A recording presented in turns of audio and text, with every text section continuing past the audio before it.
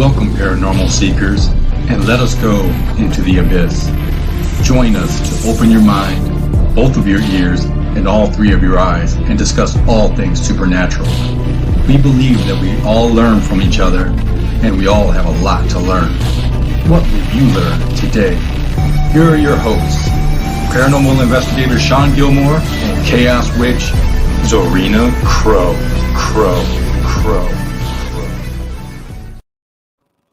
I love it. Crow.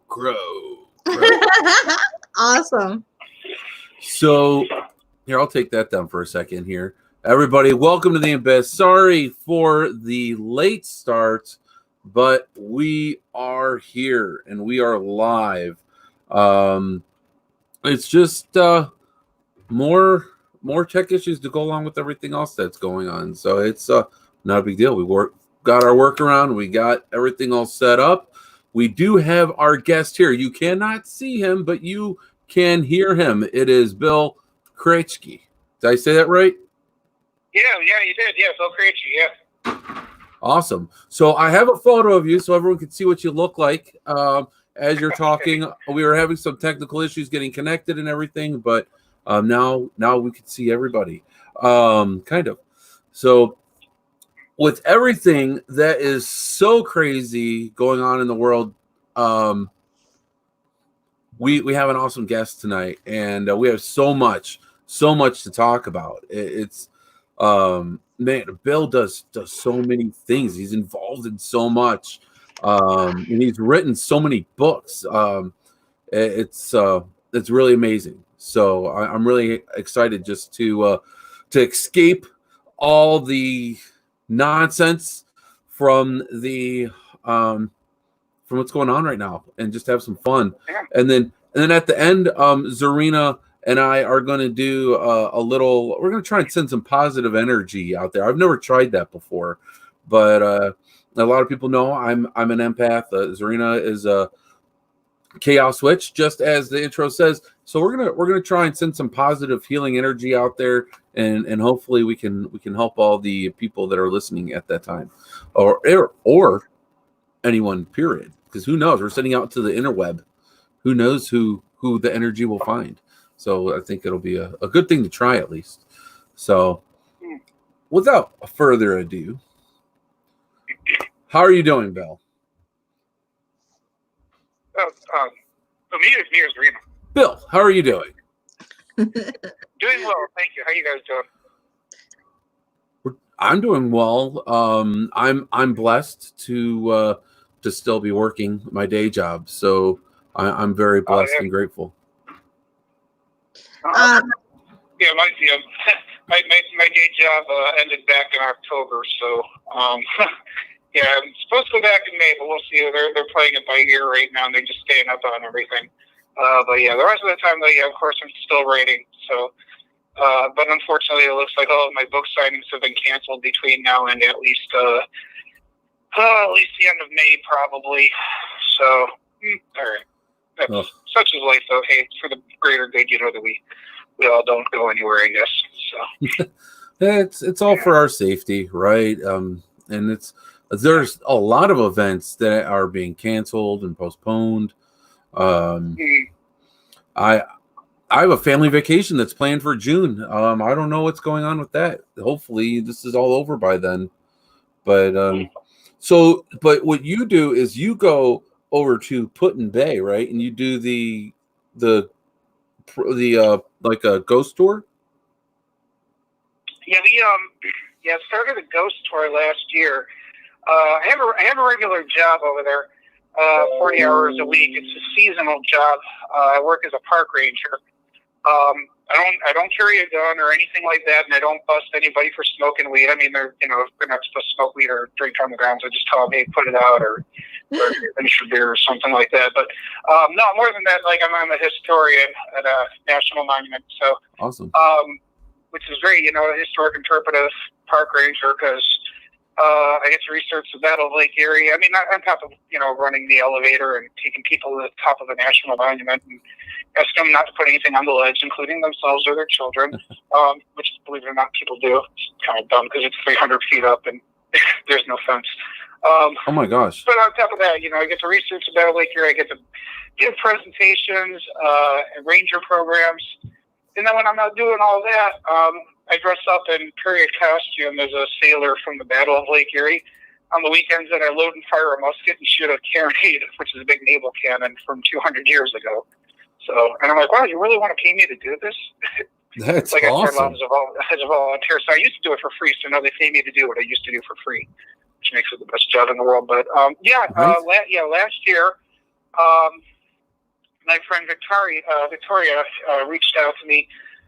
She wanted to start doing a historic village walk of Put-in-Bay.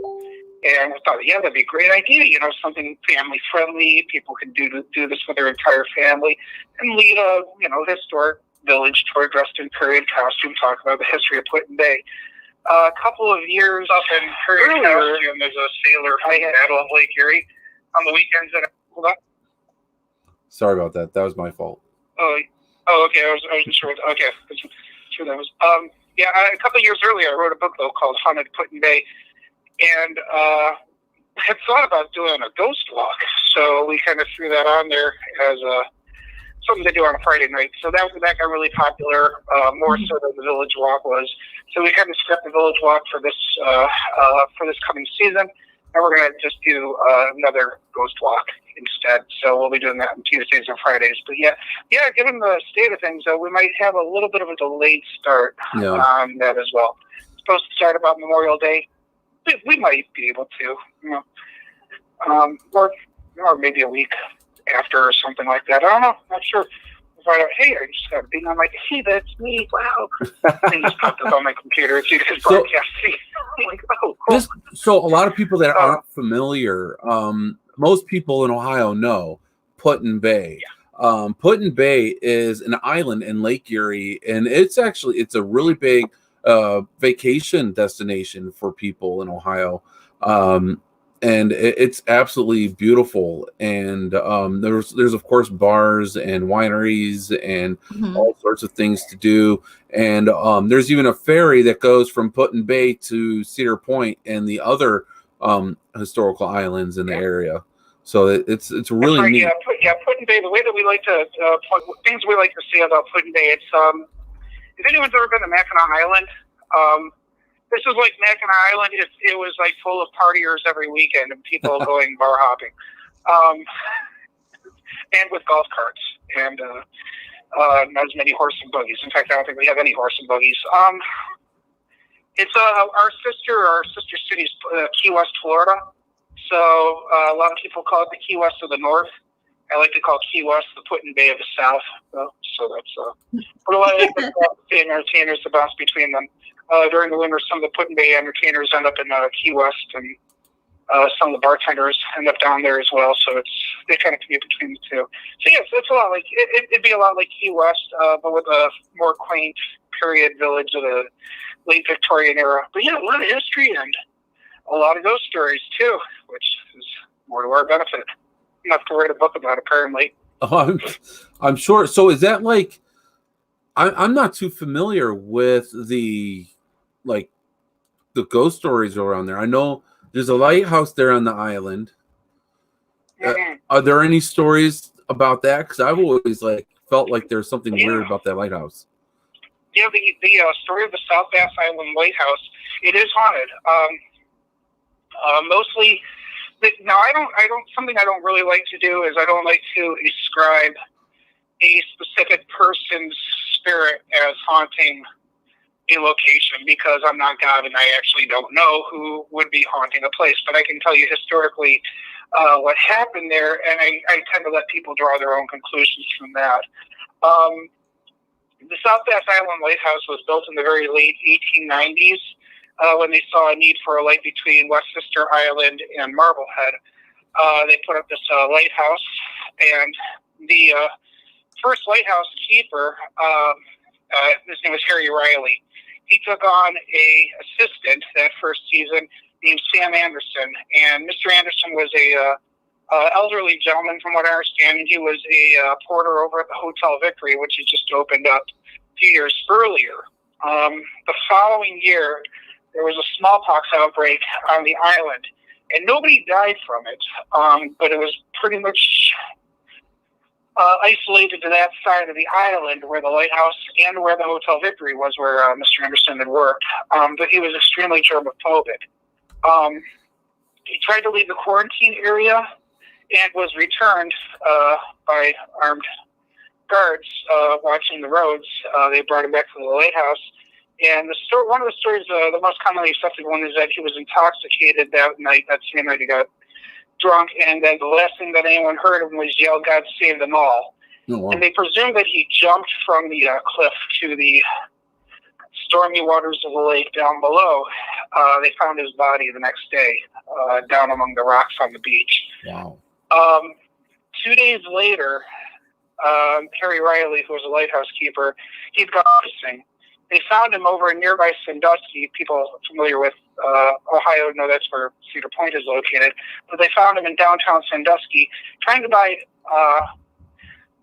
equine equipment for a racehorse that he was telling everybody owned, this really fast racehorse. Mr. Riley did not own a horse. Mr. Riley had lost his mind over the death of his friend. He was committed to the sanitarium in Toledo.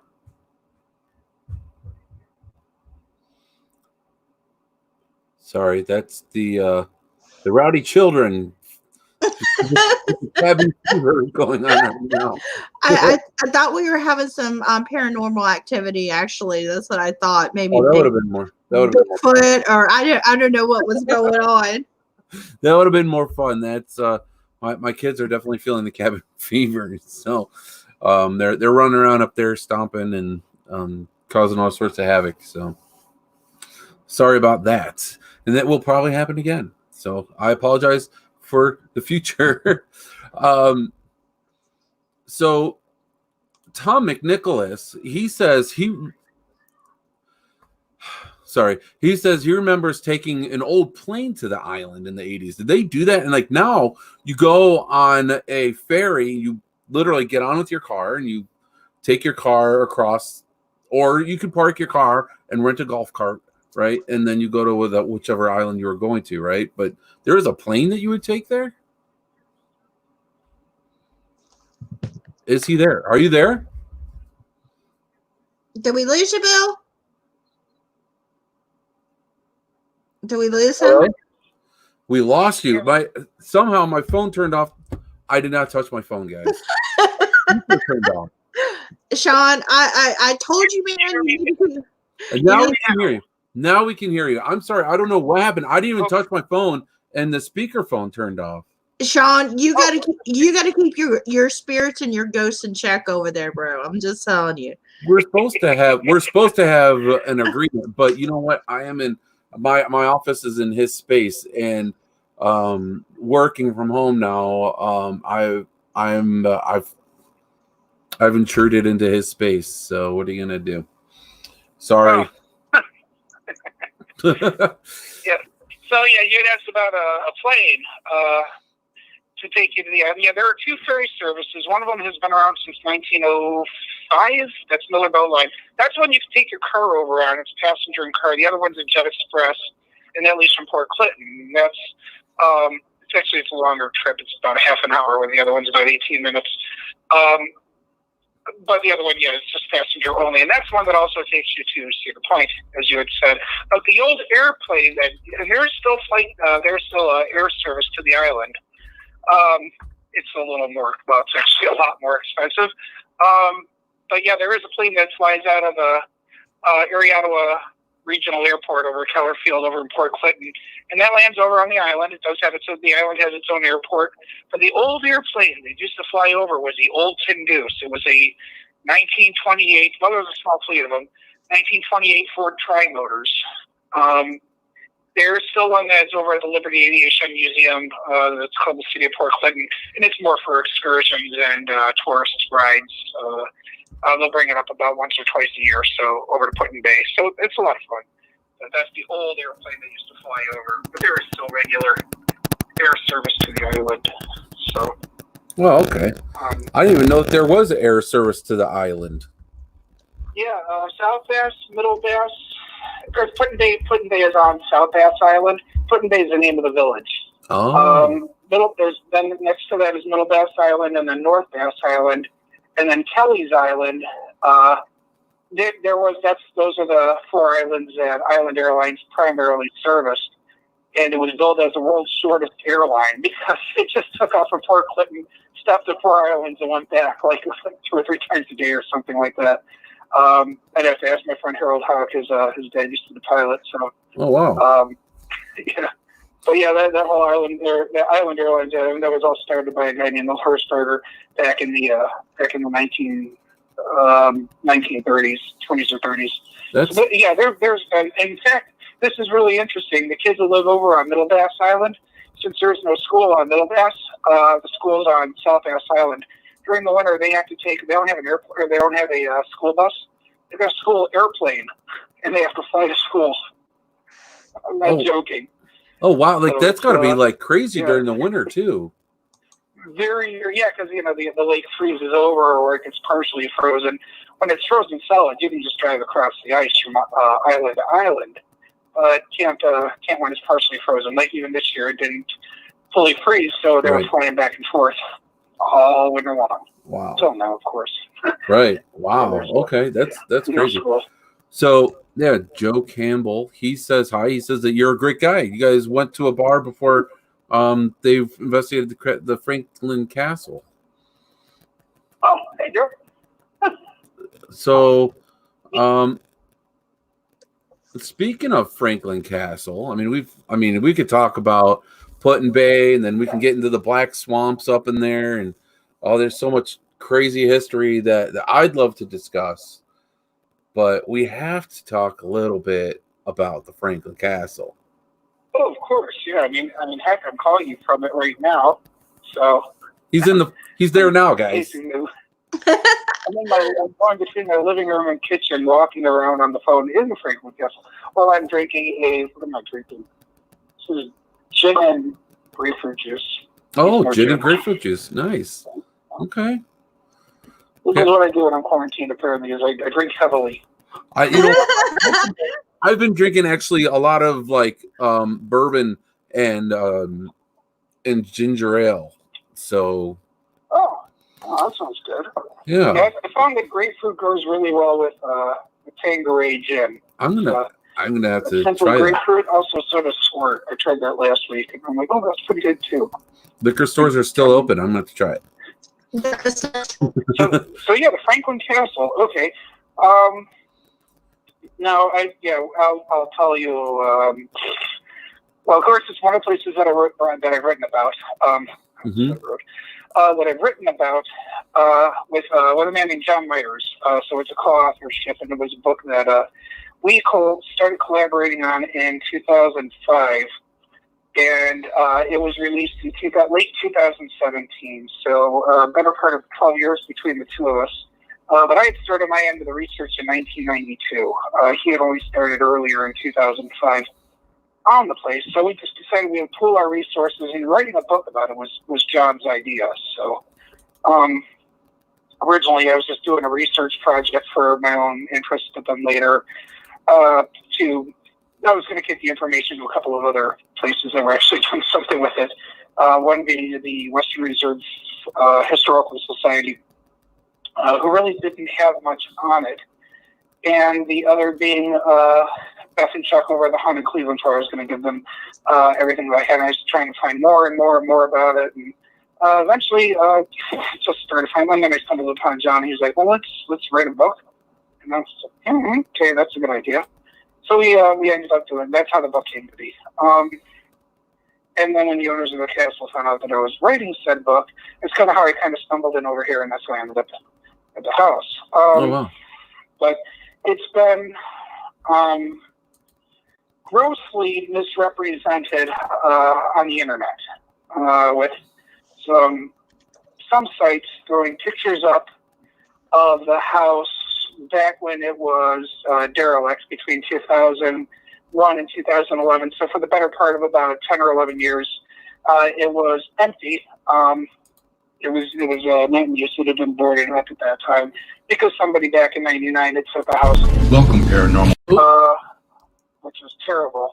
But the House was purchased in 2011 by its current owners, who in reality saved it from the wrecking ball and really have been doing an incredible restoration of the house. But people will post pictures of the house like that were taken back in, like, say, 2005, and they'll post them online and say, well, the house is abandoned, would you break in and spend the night? And then you watch the posts about it, and I have to get on there and say, folks, the house is not abandoned. The house is occupied. It's a private residence. Please do not go into the Franklin Castle. When we're not here, there's an alarm, and the alarm is armed. And when we are here, we're armed. Please do not come into the Franklin Castle. It's also been, unfortunately, misrepresented also in a couple of television series, where the story that we were trying to explain about the history of the house. Now, of course, anyone that goes online, right now, they're probably, what is this place? What is the Franklin Castle? And they're looking it up. And for those who don't know, they're seeing all these stories of murders tied to the man who built the house, whose name was Hannes Tiedemann. And they're seeing stories that he might have murdered these people. It's not true. He is not a murderer. He never killed anybody. He was a loving father. He was a savvy businessman. He was a pillar of the German-American community in Cleveland. He was a great guy. The stories about him murdering somebody didn't start until around 1980. Now, there were stories of murders that predate that. About 1975, somebody came up with a story of a girl named Karen who got murdered, and then 5 years later, a story of a girl named Rachel being murdered emerged. And it was at that time that Hannes Tiedemann suddenly became the murderer. So a couple of television shows have come in and shot some stuff here. We've tried to explain to them and say, hey, look, the guy never did any of that. It's not true. This is a true story. This is who this was. This is who that was. And they just go with the same legends, unfortunately, and never explain that the guy was not a murderer, which is really upsetting to the family, of course, because despite what you might be reading right now online, that say he outlived every member of his family. He didn't. He has many living descendants. Yeah. So they're not real happy about the legends about him and where they originated. So I try to put that into the book and explain that. I try to explain where it came from, who the man really was. And now, you don't need murders, obviously, to have a haunted house. Right. Somebody back in 1975 or 1980 kind of felt that you did. So they created stories of murders, and then they created a story of a monstrous patriarch who become that murderer and said, well, this would explain why the house is haunted. And they were just stories. That's it. No truth to them. But a lot of people then ultimately ask me, is the house haunted? Yes, it is. I'll say that. From my own experience, it is. What is it that you experienced the most, Bill? For anyone to say, really, because I'm not that definite. And again, just like when I said it earlier, I don't like to ascribe an identity to a ghost. I don't like to say, oh, it's haunted by Sam Anderson, for example, the lighthouse on Clinton Bay. Because I can't say who haunts this house. And I'm not that definite. On anything like that, I will never sit there and say, oh, that person's a medium. Because actually, I don't know if they are or not. Where I'm speaking from when it comes to the Franklin Castle is I'm speaking from my own experiences. I don't know what constitutes as a haunting. I mean, it's different for everybody. Is it some people might sit there and say, well, it's poltergeist activity, or it's things getting thrown around, or it's an actual apparition being sighted by multiple people moving through one room, or it's a feeling of despair, or usually it has to be, for a lot of people, it has to be a negative thing. Or a medium will come over and say, no, I feel a presence. Or someone will come over and say, no, I see somebody standing right there, right in front of me. a lot of those experiences I didn't have. My own experiences are more doors opening and closing, footsteps, things getting tossed around, the house shaking, lights turning on and off. That's a very popular one.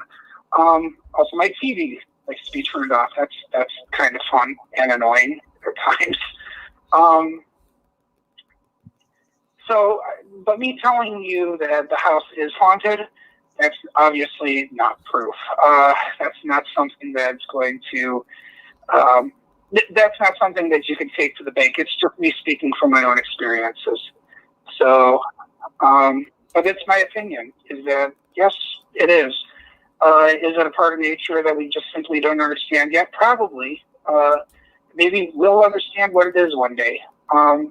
So this could be something that 200 years from now, someone might come back to your show and look at it and listen to this interview and say, I know exactly what they're talking about. Right. Because 200 years from now, somebody might have the answers to what we're talking of.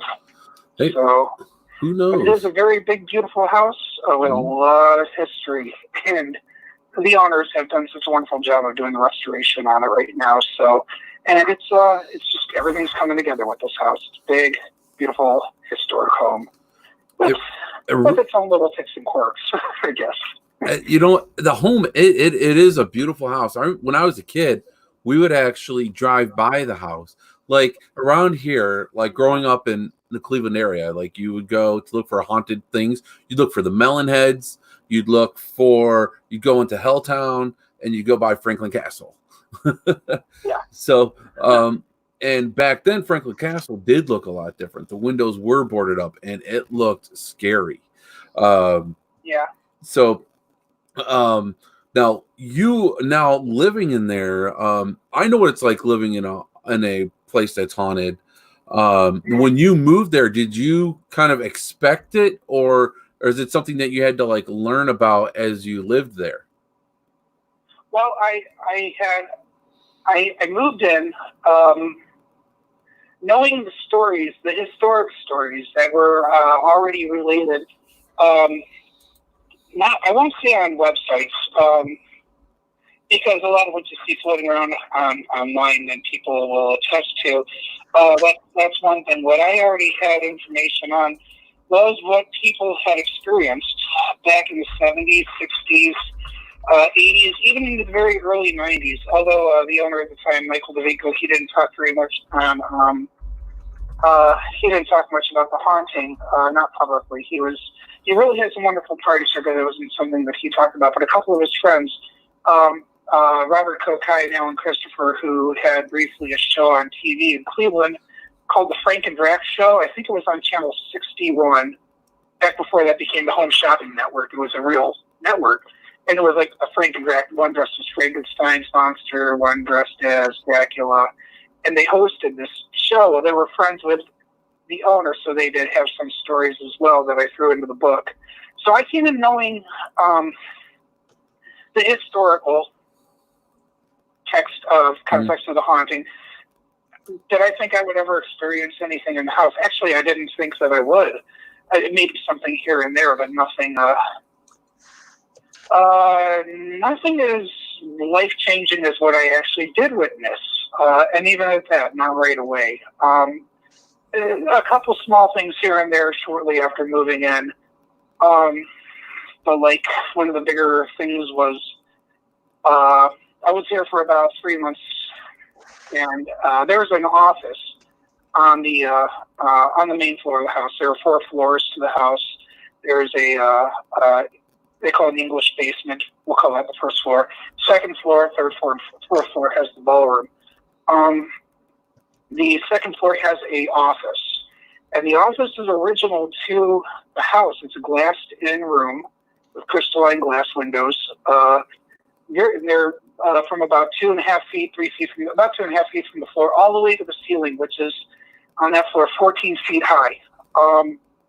And I'm sitting in there, and I have a desk in there, and that's where my laptop is located. And it's interesting because I'm sitting in what was originally Hannes Tiedeman's office, doing the final edits on a book. This is while I was writing the book with John, doing the final edits on a book about this man and his house. So it was a little surreal. So while I'm working on that, the light out in the hallway turned on by itself. Now they're on a motion sensor, but I really would have had to been out in the hallway in order for the light to turn on. I mean, I stood up in the office, did jumping jacks, and it wasn't even tripping the light. So I don't know what's going on. Light turns off. A few minutes later, there's a large crashing sound downstairs in the basement level. I go downstairs. I'm looking around. The first thing I think is that there's an intruder. So I grab the nearest thing in hand, and it was a candle with a picture of Jesus on it. I'm like, well, that's not going to help. So I put that back down, and I grab the fire extinguisher. Bigger blast an intruder in the face with flame-retardant chemicals, and then bash him in the head with the actual extinguisher. So I go downstairs. The doors are all locked. I'm thinking maybe somebody broke a window, trying to get in, but there are bars over the windows. I don't see anything, so I head back upstairs, a little uneasy. About an hour later, the light comes on again in the hallway. And again, I pick up the fire extinguisher and I race downstairs. Come on, mother effer, and I yell that, and I'm thinking somebody's in the house messing around. Nobody down there. I call my friend Matt, who lives on the next street. I say, hey, man, come over and bring some beers. There's some stuff going on. So eventually he comes over and brings his buddy, and we're sitting upstairs. Of course, nothing happens after that. So I go downstairs. When his buddy's ready to leave, he walks his friend to the end of the driveway and let him out the gate. I'm standing outside next to the door, having a cigarette. I used to be a smoker.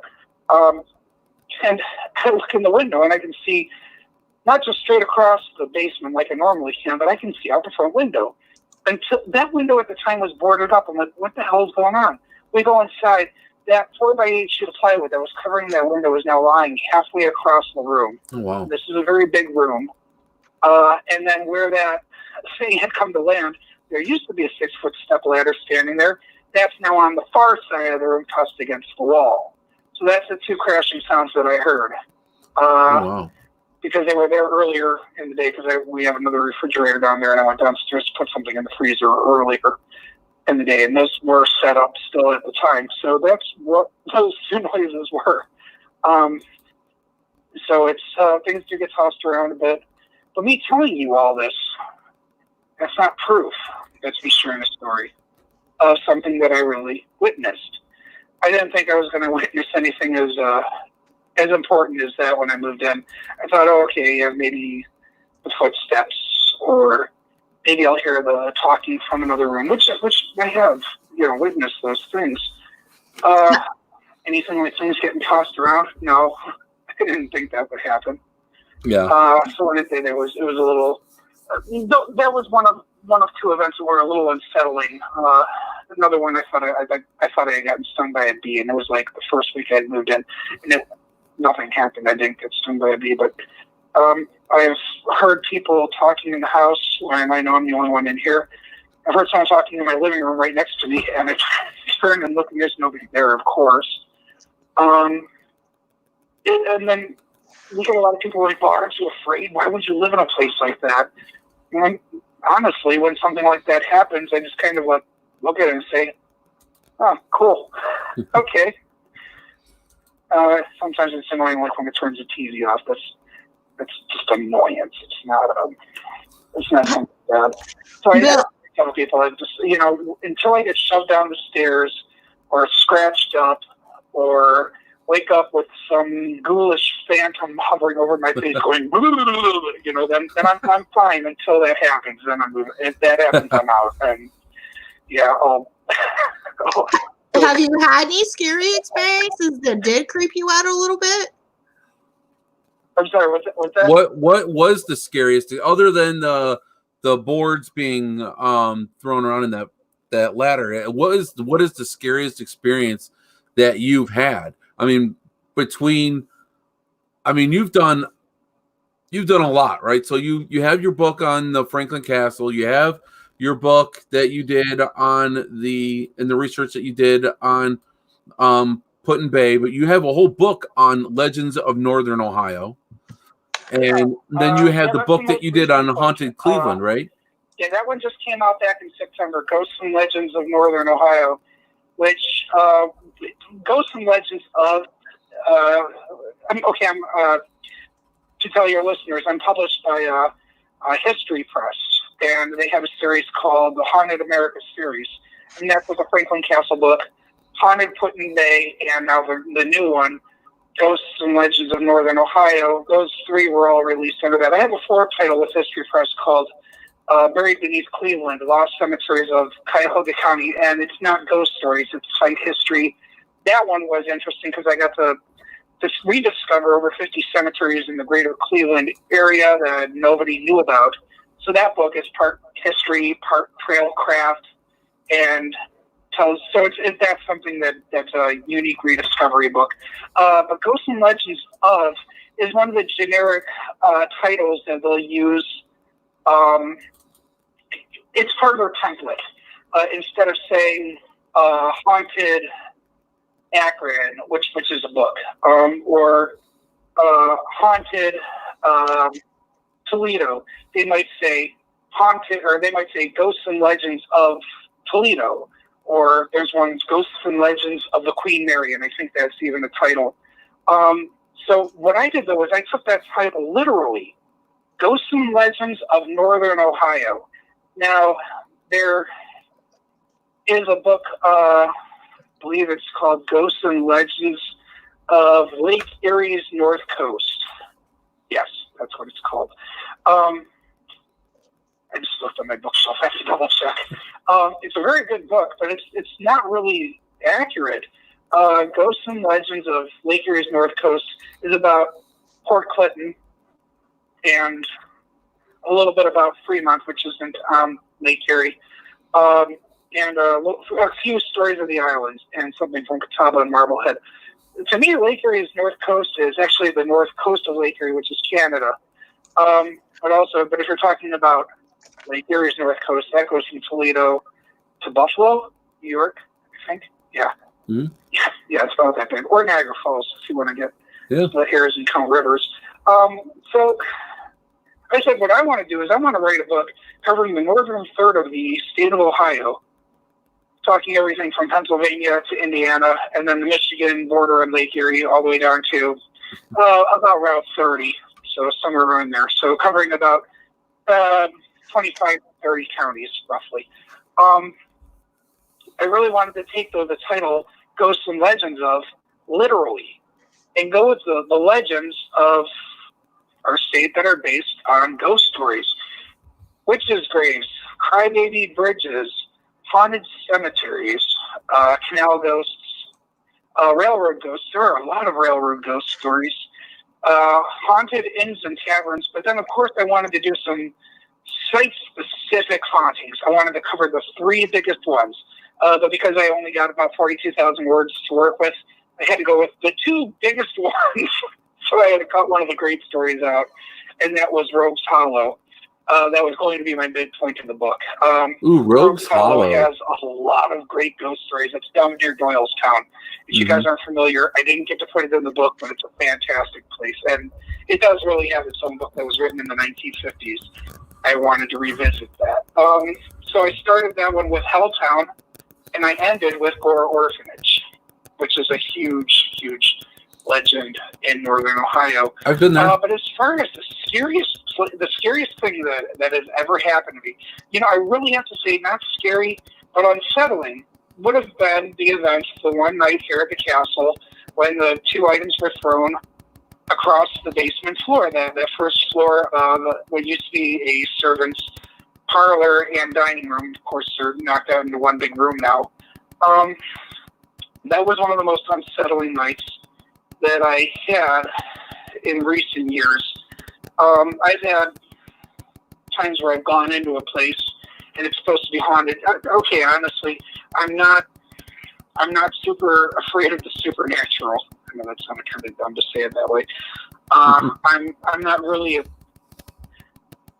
I don't scare easily when it comes to anything supernatural. What I am afraid of is walking into a place and getting bitten by a raccoon or something like that might be carrying rabies. I'm more afraid of wildlife, I think, than I am of anything paranormal if I go into a place, and I've gone into a few and had a few. What is it? I hear this noise, I look over, shine a flashlight, and it's a raccoon run! Get the hell out! I don't want the thing jumping at me. So I've been more afraid of wildlife natural than I have supernatural. But I have had a few. I had the occasional scare when I was a kid or when I was younger, and I did have the daylight scared out of me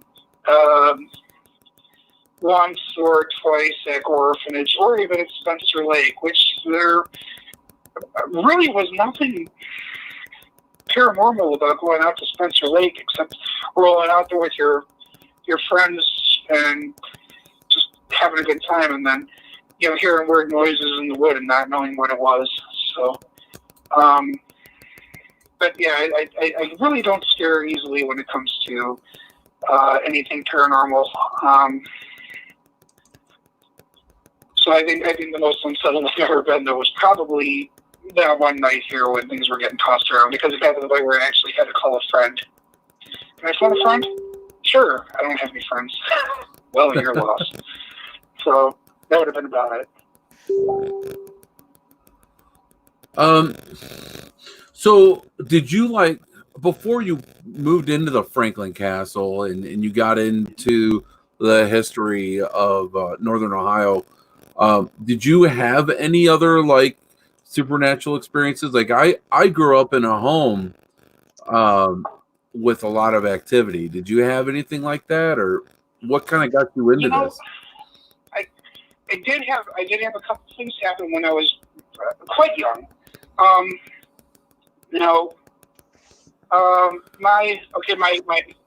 My mom's parents' house, they built, my grandfather had built, so nothing ever happened out there. That was just a beautiful little, Sears-style home out in Parma. Meanwhile, though, my grandparents' house in Cleveland, my dad's parents' house, very beautiful house, but it dates back to the Civil War. Now, when I was a kid, the house felt creepy in some parts, and there were some parts that I just simply wouldn't go.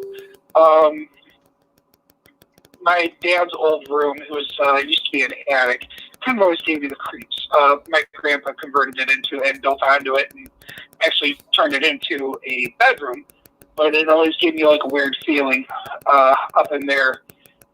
And after my grandmother passed away, my grandfather having died back in '86, after my grandmother died in 2005, there were parts of the house, specifically upstairs where the closet went from my grandparents' bedroom to the attic, where they were catching an aroma of flowers, and they believed it to be, they called it a ghost, they called her Lily. And keys would go missing, and then when my mom went to go upstairs, all of a sudden keys fell right out of nowhere in front of her. So I did have a little bit of an uneasy feeling in that house. Our own house, I grew up in Avon Lake. Our own house was only built in the early to mid 1950s. I did have something that happened to me once when I was very young, and it scared the living bejeebus out of me. I was lying in bed, and I don't even know if my brother or sister even listening to this podcast, and I don't even know if they would remember. I never brought it up to them, but I was staring at the wall, lying in bed when it was after a storm, and we were sitting up there, and I saw, we used to watch the lights on the wall, when a car drives by, you'd see the lights kind of form very faint, and then they form, and then they move across the wall, and then they just, as the car goes by, they vanish. And I think I was in a half-awake state, but I saw them form into a ram or a sheep or a goat or something like that, and just started moving these lights back and forth on the wall. For all I know, it could have been some kid outside messing around with a flashlight or something, shining it up into our second floor bedroom. I have no idea, but it was enough that when you're 4 years old, it terrifies the living daylights out of you. So it's something that I was never able to explain. Of course, so, little things like across from your bed when you're 4 years old, you look into your closet, the cedar closet, and it's got those 3 knot holes that form 2 eyes side by side, and then the mouth right below. And I can even send you that picture of that closet, because that terrified the hell out of me too. We used to talk about this thing in our house, and I did actually. This is interesting that you had asked me about this, because I'm going to tell you about it. One of the stories that I wrote prior to anything nonfiction, I've written a series of mystery novels, and then the second one, it's called Waldemar, which is, interestingly enough, loose interpretation of the backstory of the Franklin Castle, where the main character Jack Sullivan investigates it. So it's the second story in my Jack Sullivan series.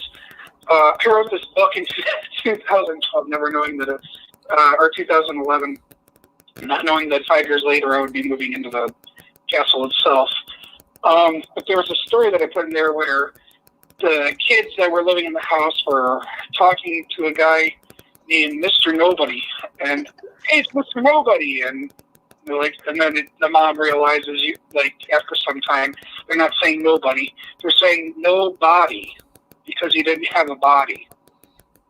That's taken from real life. That's one of my own experiences of being a kid in our house in Avon Lake, about these footsteps coming up the stairs and down the hall, and then look who's there. It's nobody. As my little brother would say, it's nobody. And then it took a while for us to realize he was saying nobody. So, early enough on, but now my biggest experiences that got me really into any of this was being probably about 5 or 6 years old and coming home from Grandma and Grandpa's house here in Cleveland and taking the scenic route home and driving up West 41st to 44th and then stopping at that intersection right outside of the Franklin Castle, and my dad pointing up at the house and saying, "Hey kids, look, that's a real haunted house." And my jaw just about hitting the floor, because my dad never said anything like that. Like, well, if he said it, it must be true. He would never say anything as profound as that, so I was like instantly hooked. And I'm like, I'm going to live there one day. And my parents were like, yeah, sure you will. So when I told them that I had been invited to move into the Franklin Castle, they're like, sure, yeah. And then when they found out that I wasn't joking, they're like, do you remember all those years ago when you said that you would live there one day? I'm like, yeah, I know. It's been a thing, so here I am. But then, yeah, years later, though, my friends, when I found out about, through my friend Jeff Hanks, I found out about Gore Orphanage, primarily through his mother, and my friend Greg Cedar. They were contributors in that one. I was like, what, there's a ghost story real close to us? And it wasn't really close to us. I'm from Avon Lake, and this is all the way out south of Vermilion. I'm like, well, it's not that close.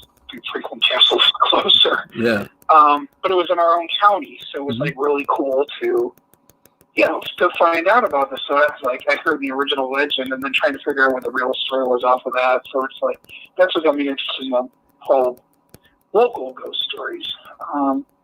I just came out there, of course, to find out things about like the Winchester Mystery House in San Jose, California.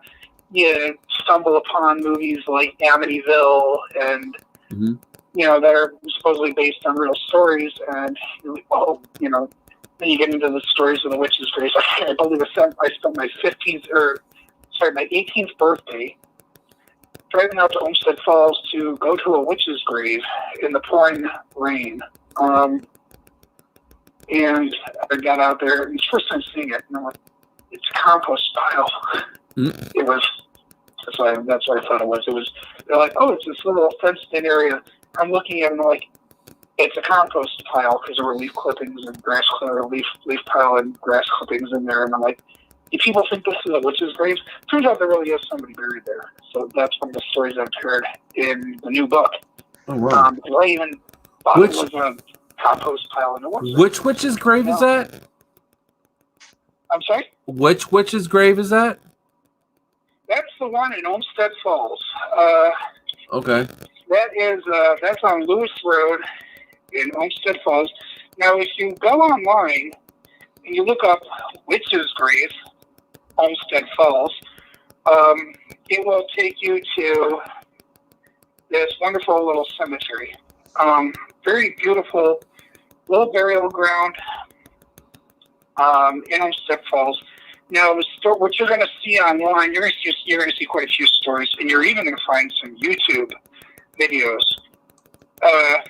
no offense to the people that made them, but they really pissed me off. What the real location was up closer to the road in the upper level of the cemetery. It was a low area that had a tree growing out of the middle of it, no headstones, and it had a little wrought iron fence anchored down with stones, kind of cordoning off one little area. It was the only such area in the cemetery that had a little fence going around it. It was just a really cool fence that the family put there. They didn't have any stone, or maybe they had it one time and maybe some ding-dong stole it or broke it. I don't know. So people were going out there visiting a witch's grave. And the story is that as you got closer to it, if it was raining, as you got closer, the rain would get heavier, and as you walked farther away from it, the rain would let up. But any time that you went out there and it was raining, was supposedly, I found this out later, obviously, not intending to go down there on my birthday in the pouring rain, that if you go down there in the rain, it's supposedly some harbinger of doom in your family, or, I don't know, some tragedy. So it's a curse on there? A witch's curse? What's that? It's a witch's curse on there? One more time. Is it a witch's curse? The witch's curse. The witch's curse is that if you visit it in the rain, supposedly there's some tragedy that will befall you or your family.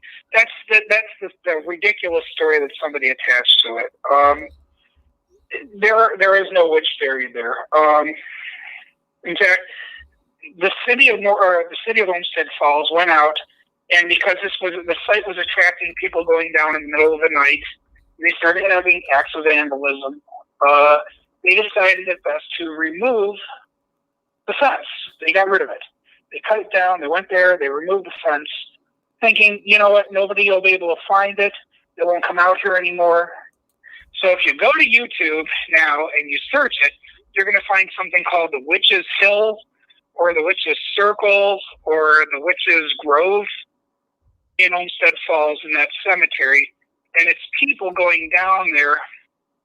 And in some of the videos, they're like, oh, I feel it stronger over here. And, oh, no, it's over here. And they're walking around. And then they're melting candles on somebody's tombstone. And, like, these people died in the 1980s. And it's like, that's somebody's grandparents, man. Don't do that shit. That's terrible. You know, what are you doing? Right. That's the wrong spot. They're going all the way to the back of the cemetery to an area that's a little bit lower and closer to the river, and they've called that now the witch's whatever. The story of the witch's grave is one that just kind of pisses me off more and more. The people that are buried in the original site, it's John Nauman and his wife. They weren't witches, they were Lutherans. And Mr. Nauman's house is still standing on the other side of the river in Olmsted Falls. He and his wife lived there for a good number of years. It's one of the more historic homes in the village. It was built in 1854. Interestingly, it's owned by someone who's a member of the Cleveland Haunt Club. And the Cleveland Haunt Club, that's the group that decorate their yards with all the really over-the-top Halloween decorations. They're a wonderful group. These guys just really rule. But they put on this thing called the Haunt of the Falls every year. Family-friendly front yard attraction. So it's interesting that they live in the John Nauman house. I'm thinking, well, maybe they'll do maybe like a witch-themed attraction, now that they know the history of their house. And then that's who's really buried in the what they call the quote-unquote witch's grave. A couple stories related to that I threw in the book. One of them is the West Branch Witch. This is out in Portage County. I was going to ask you about that. Do you know this one? I do. I've been there. What? Oh, the Branch Witch. So you know the story of the the one that's recently been posted online is how she was pressed under rocks. Yep. Familiar with that? Wow. Okay, and then if you go into the woods, you're going to find a pile of rocks because they just decided just to bury her under the rocks, right? Mm-hmm. That's a new story. Historically, the West Branch Witch was Clemenza Elliott, and she was buried in the little Elliott Cemetery, which is a little a little stone wall going around it, very low stone wall. Mm-hmm. And somebody rediscovered this on his property and cleared it out, and there was a news story on it, and Clemenza's headstone had that old epitaph, "Stop, stranger, as you pass by. As you are, so once was I. As I am now, you will be. Prepare for death and follow me." So that creeped a lot of people out. She was about 16 years old when she died. A few years earlier, there were two young girls. Now, this is an alternate story. So, well, the main story is after that newspaper article appeared, a lot of people started going out there. And a lot of people said, "Oh, she was a witch." And they started vandalizing the cemetery. Most times, almost more often than not, any time that a grave is designated as a quote-unquote witch's grave, that burial site's days are numbered, especially if it's an isolated location, such as the Elliott family cemetery. There are no tombstones left. They've all been stolen. Right there. There are two bases and the wall. That's all that remains. We know who's buried there because it was well documented before it was vandalized. But even one kid even took one of the stones to school with him for show and tell, like when he was in like middle school or something. I have a feeling it was probably a footstone. A headstone would have been a little bit heavier to carry around, but brought it to school. And last they know, it was in a backyard in Ravenna, and that's where that one ended up. Another lady claimed that her and her friend started the story a few years earlier when they used to go sledding from the top of the hill down into the valley before they dammed it up in the 1950s is when they said they created that story. So the story, though, of the pressing and the pile of rocks in the woods, this is where it happened. Somebody was probably just hiking through the woods and saw the pile of stones. Pressing historically was not meant as a method of execution. It was meant as a means of torture. Giles Corey from the Salem witch trials was tortured under this literally pressed for information. That's where that term comes from. But he died during it. So they took this as, oh, she was executed by having rocks placed on her.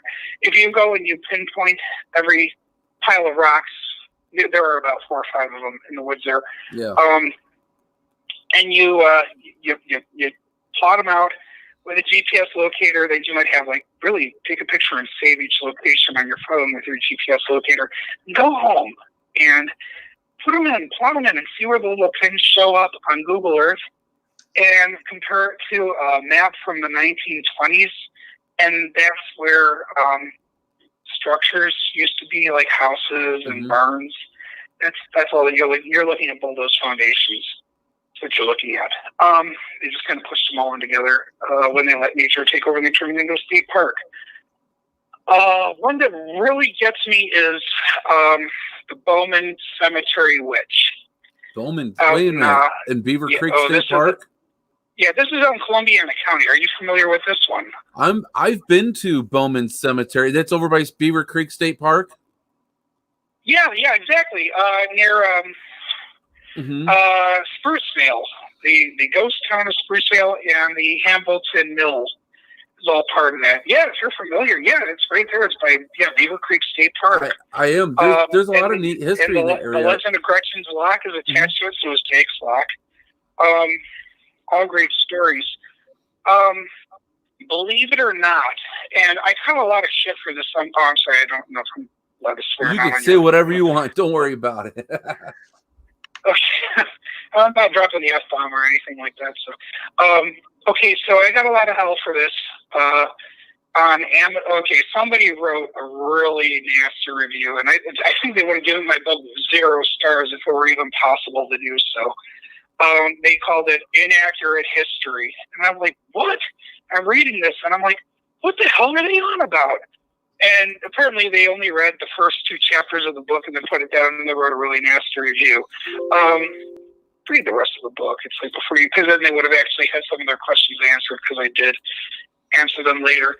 The Bowman Cemetery Witch. Okay, are you familiar with the legend of Esther Hale? I am not. I would like to hear about it. I would actually be curious too if anybody's went in there with like dowsing rods or anything of that nature to validate any energy and things in there as well. Oh, I've got stories, and I'm gonna actually find a photo that I have, and that I took there. But can you kind of tell the story? Because I've heard this story. It's been a while, but it's a really neat story. And just so everyone knows, what I'm showing right now is a photo that I took of the old cemetery at the. Oh, I can't. I'm sorry. I'm trying to multitask. I'm doing really bad right now. Yeah, Bowman Cemetery is a very unusual one. It's up in the woods a little bit. You can't drive to it. You have to pull your car up, and then you have to walk over a culvert, almost like over a bridge, and go up a little bit in the woods. Not very far. It's right there. It's a creepy dirt road, man. And I'm sorry. Go ahead. I can't see your photo, but. Oh no, I haven't posted it yet. In that cemetery are all vandalized. They're knocked over. They have candles burned all over them. There are headless baby dolls thrown all over the cemetery, or at least there were when I went out there. And I saw this, and I was so sad. When I wrote about it in the book, I actually was so pissed that I shamed anybody who had gone up there and had done that garbage to that cemetery, because this is somebody's final. There's a lot of people buried there. This is their final resting place. This is where they hope to take their repose until the rapture. Let them rest. Don't go over there. Don't knock over their tombstones, because in a lot of cases, that's the only testament that these people ever lived, is their headstone. Right. They go over there, they knock them over, and they desecrate them. They light candles all over the place, and they hold rituals up there. When I say rituals, I'm saying a bunch of teenagers or early 20s, who think they know what they're doing and they really don't, because they think what they're doing is cool. And then there's headless baby dolls all over the place, and it's just weird, and it's just. I'll tell you what. Those dolls weren't there. There were some dolls at some headstones there, but they weren't like that. When I was there, it was in 2014.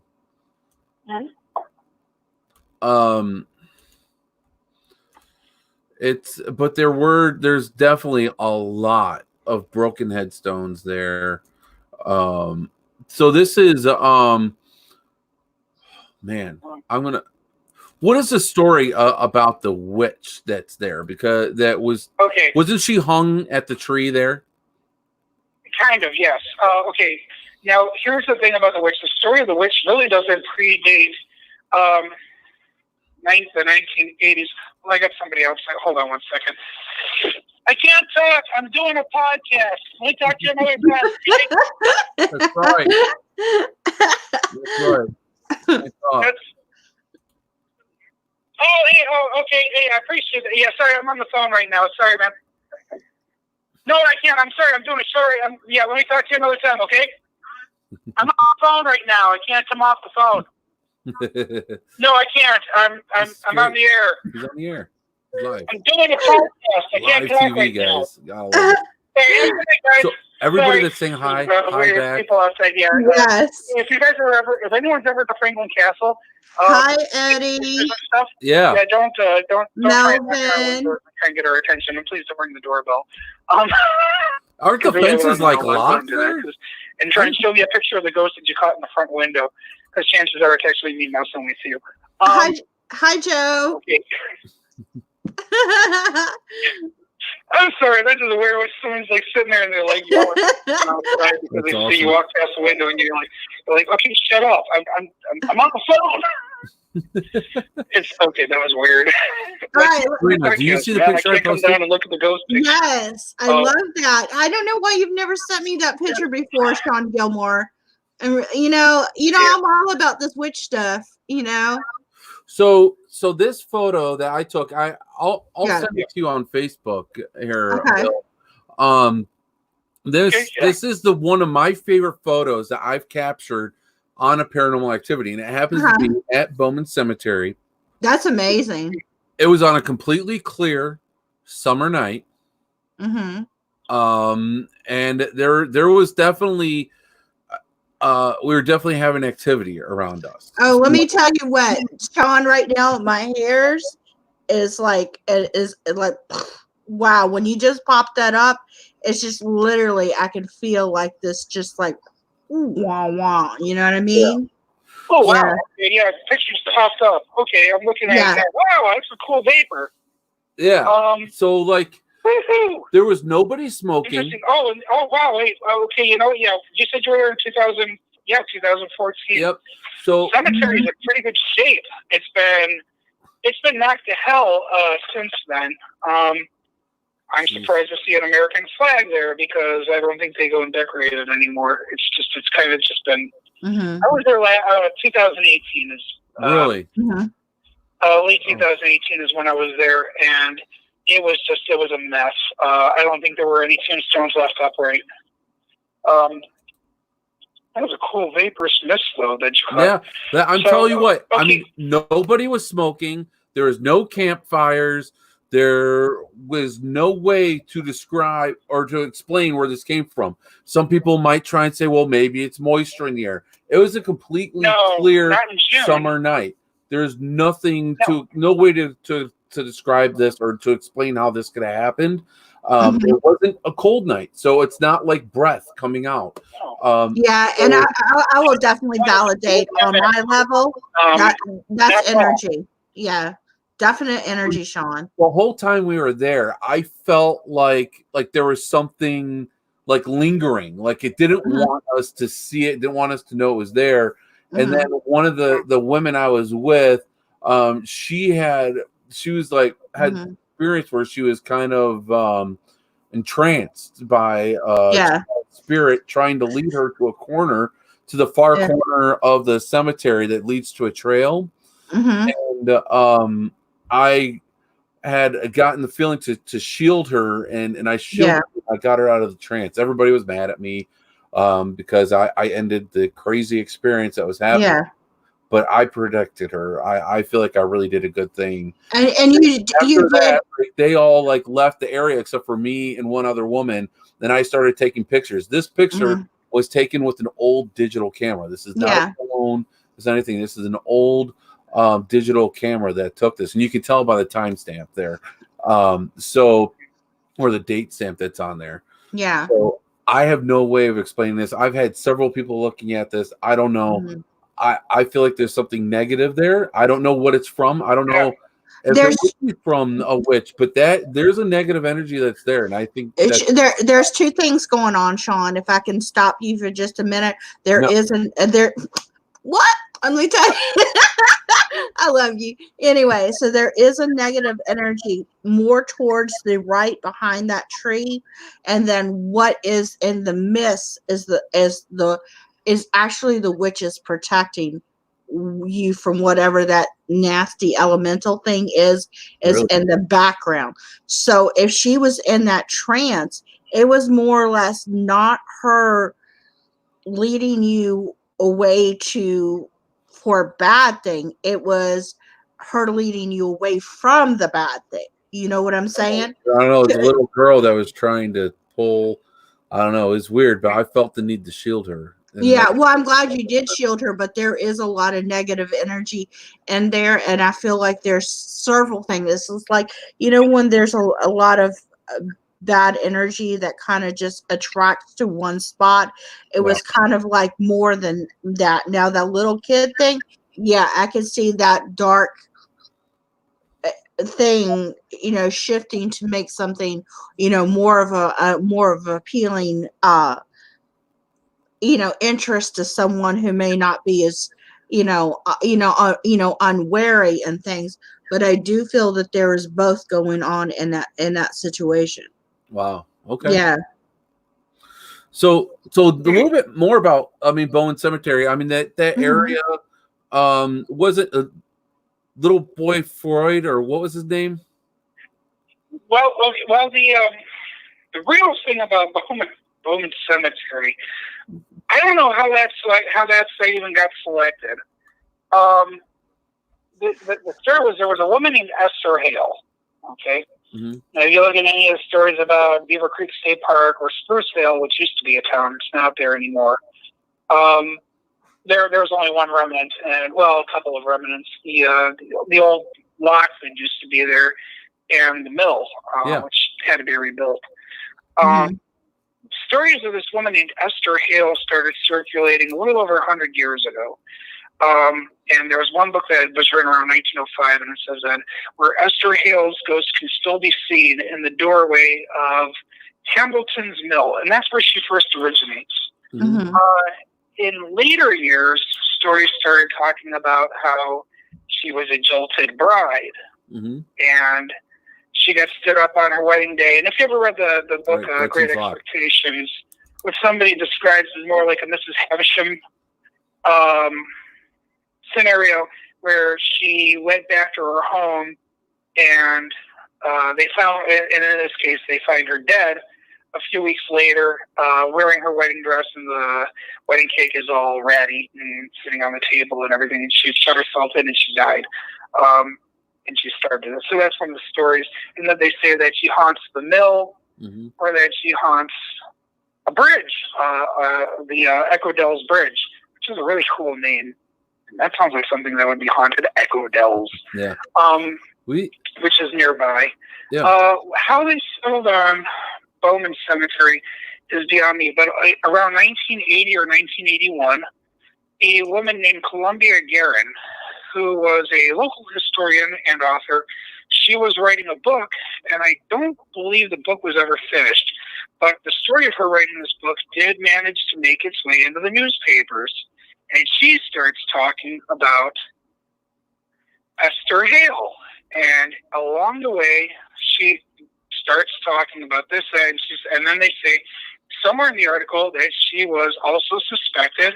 One story says that her love had gone away to go fight in the Civil War and didn't return, and she had lost her mind, resorted to witchcraft, was killing children in a nearby cemetery where she was hanged.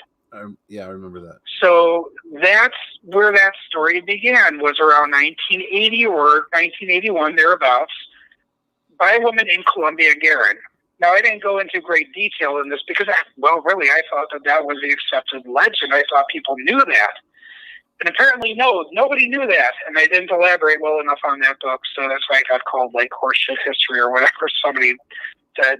And said, oh, you should have talked to local historians. Well, I did. I talked to the Sandy Beaver Canal Historical Society Association, who agreed with me when we talked about who Columbia Guerin was and where the story originated, and that people had in general. If you go online or you check books or you check newspapers, the story of the Bowman Cemetery Witch doesn't emerge until the late 1990s, anywhere online, or early 2000s.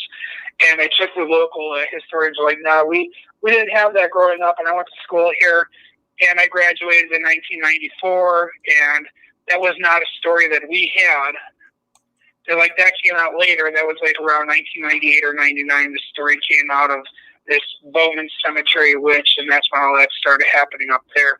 So it took a long time for it to happen, for it to start sinking in. So she's really the one that created the story of the Bowman Cemetery Witch and said that it was Esther Hale, as I did in the book. And so someone's like, oh, it's two separate stories. You should have known that. You should have gotten your history right. And it's like, oh, no, actually, they started off as the same story. Esther Hale predates the Bowman Cemetery Witch, but the witch was originally, in the first telling of it in 1981, it was Esther Hale. Esther Hale, it turns out, was not even Esther Hale. Her name was Esther Hole, Hole. So somebody misspoke or mistyped somewhere. And I'm not the only person that agrees on this. The Sandy and Beaver Canal Association agrees on it. And somebody recently, I guess right around the same time that I was releasing Ghosts and Legends of Northern Ohio, somebody had written a book about legends of the Sandy and Beaver Canal, and of course they would have to cover that story. And they agreed with the same thing. They came to the same conclusion that I did, and they found the same records that I had. That it was because it all fit, that she was a Quaker preacher, and her name was Esther Hole, and that's the only person that actually fits in with this story is Esther Hole. Oh, wow. So, and she's buried in a nearby churchyard, but she does not have a headstone. She might have at one time. Who can say what happened to it? There are a number of stones in that cemetery that are completely illegible. But that's where the story of the Bowman Cemetery witch emerged from. Now, I'm not going to say that the cemetery isn't haunted, obviously. I've only been there once in the daytime, and I never had any experiences there, not like you had. But it's not a witch named Esther Hale who killed children in the cemetery and then was hanged there. It's not what happened. So what really happened? I don't know. I really don't. I don't know what happened there, but it wasn't that. So legend kind of debunked. So I really got pissed off when somebody had the audacity to sit there and read 2 chapters out of a book and write a bad review, give it 1 star, and then say, oh, it's inaccurate history, you should have talked to somebody. I wrote a rebuttal, which you can't see unless you actually click on the thing, a little link, and then it says, oh, there's a rebuttal. By the author, no less. Okay, and he explains that it was originated with Columbia Yarn in 1981. And I sit there and say, well, you might want to read the rest of the book before you write this, because you would have seen that I did talk to historians who agreed with me on this fact and this fact as well. And, hey, if you're familiar with Beaver Creek State Park, you're familiar with Jake's Lock, correct? Oh, good. Oh, you're going to love this one. Guess what? Jake's Lock was created in 1978 or 79 by one of the members of the Sandy and Beaver Canal Association, who's still alive. And I had the wonderful privilege of meeting with her. And she said that she wrote that story when they were putting on skits over at the lock there in Spruceville, and what's left of Spruceville. They were trying to raise money for the restoration of the Pioneer Village over in just up the river a little bit, just up Beaver Creek, which has been restored. So this was one of the stories that she wrote. She said she got the story from somewhere on the Ohio and Erie Canal. It wasn't down the Sandy and Beaver, and there was no Jake. She created Jake. So when people years later said, "Oh no, Jake's Lock," and these are like people claiming to be real legitimate historians, are like, "No, Jake's Lock isn't the one that's over by Spruceville. Jake's Lock is lock number this, and it's beyond Gretchen's Lock, which is also haunted, and that's the one that's Jake's Lock. I got a map, and it even says Jake's Lock." And everyone in the Canal Association's like, "You do? Really? Wow, that's terrific. What are the coincidences?" And there really would have been a Jake's Lock. Obviously, I think I was making it up. They just full of it. So, what are those people are still out there? Nope, wow. Oh, good, they left. Okay. So there we go. Those people that were outside trying to get me, go outside and take a look at the photo of they got the picture of the woman in the window. Yeah, they finally left. They've been out there for the last 15 minutes yelling at the house. So, it's just something else you have to deal with every now and again. I bet you get that quite a bit.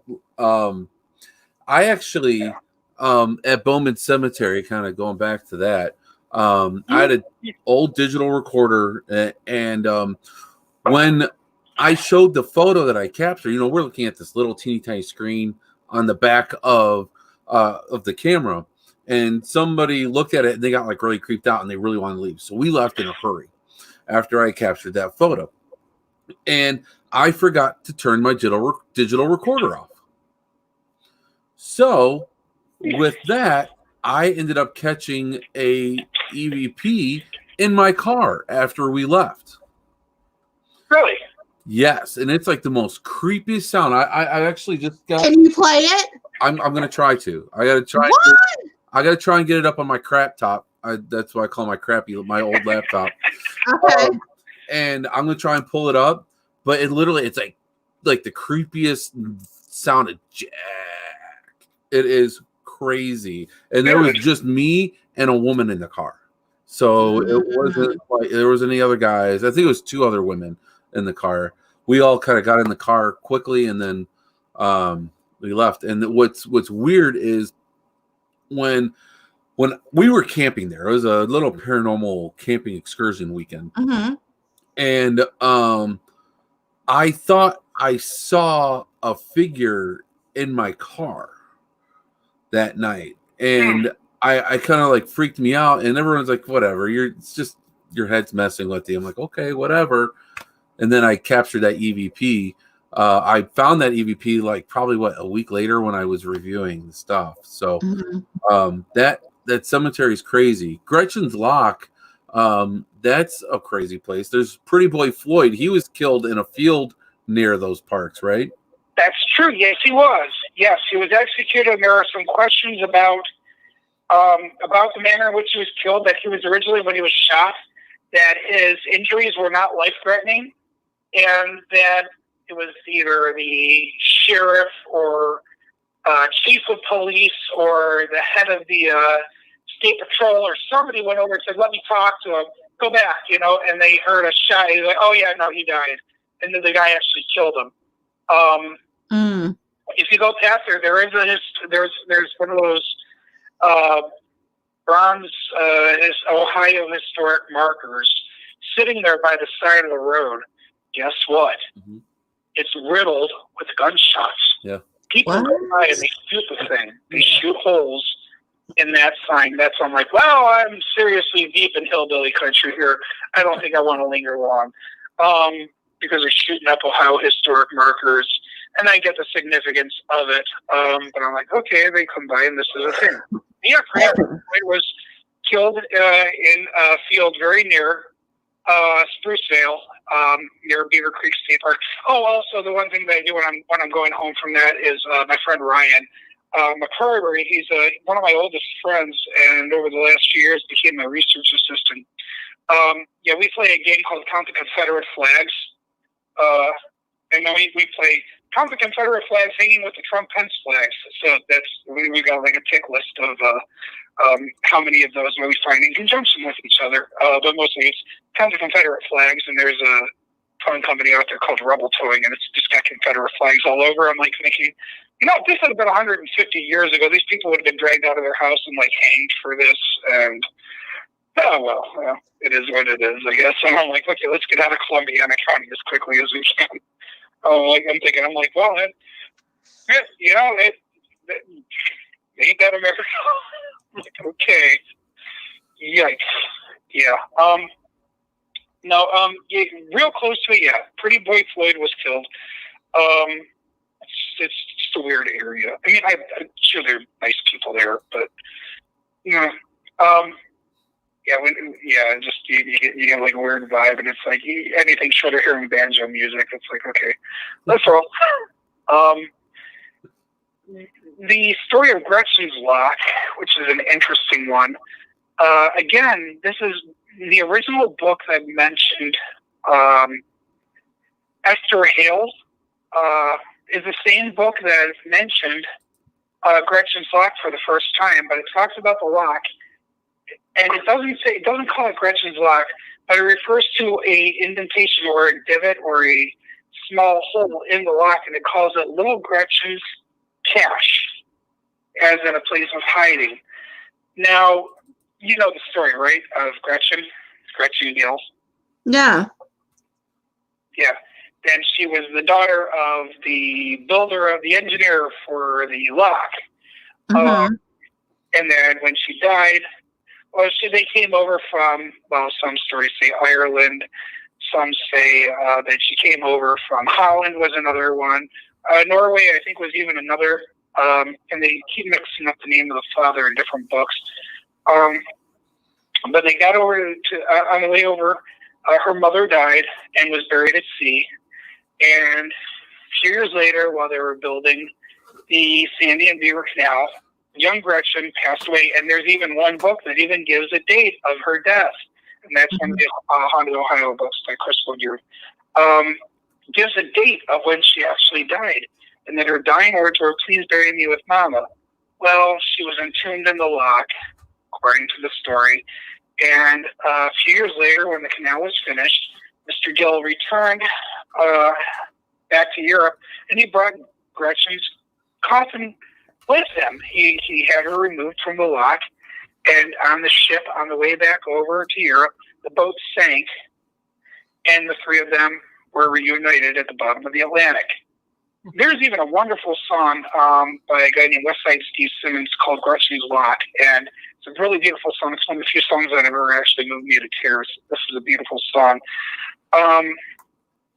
And the unfortunate thing isn't that Gretchen died at such a young age. The unfortunate thing is not that on the way back to Europe, the boat went down and that Mr. Gill drowned as well and that they were all reunited. The unfortunate thing is the truth, and the truth is that Gretchen never existed. Mr. Gill came over when he was a little boy with his family, first in Nova Scotia and then later to the United States when he was still a little boy, working in New York on the Ohio Canal when he was about 9 or 10 years old, learning the engineering trade of canal building from a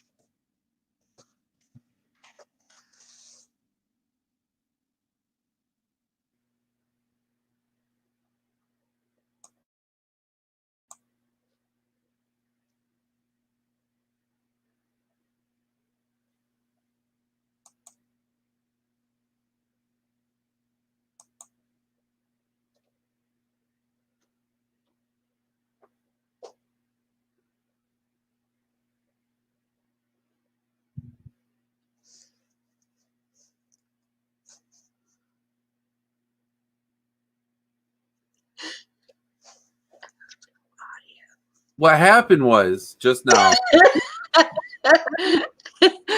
I muted my mic thinking nobody will hear me trying to get this to work, forgetting that Bill what I'm doing. What had happened was Zarina could not hear nothing. Oh, I muted my mic. I messed up everything. That's it. You get no gold stars today. Only I was hearing what he was saying. I messed up everything. So yeah, Melvin couldn't hear anything either. Hear some even.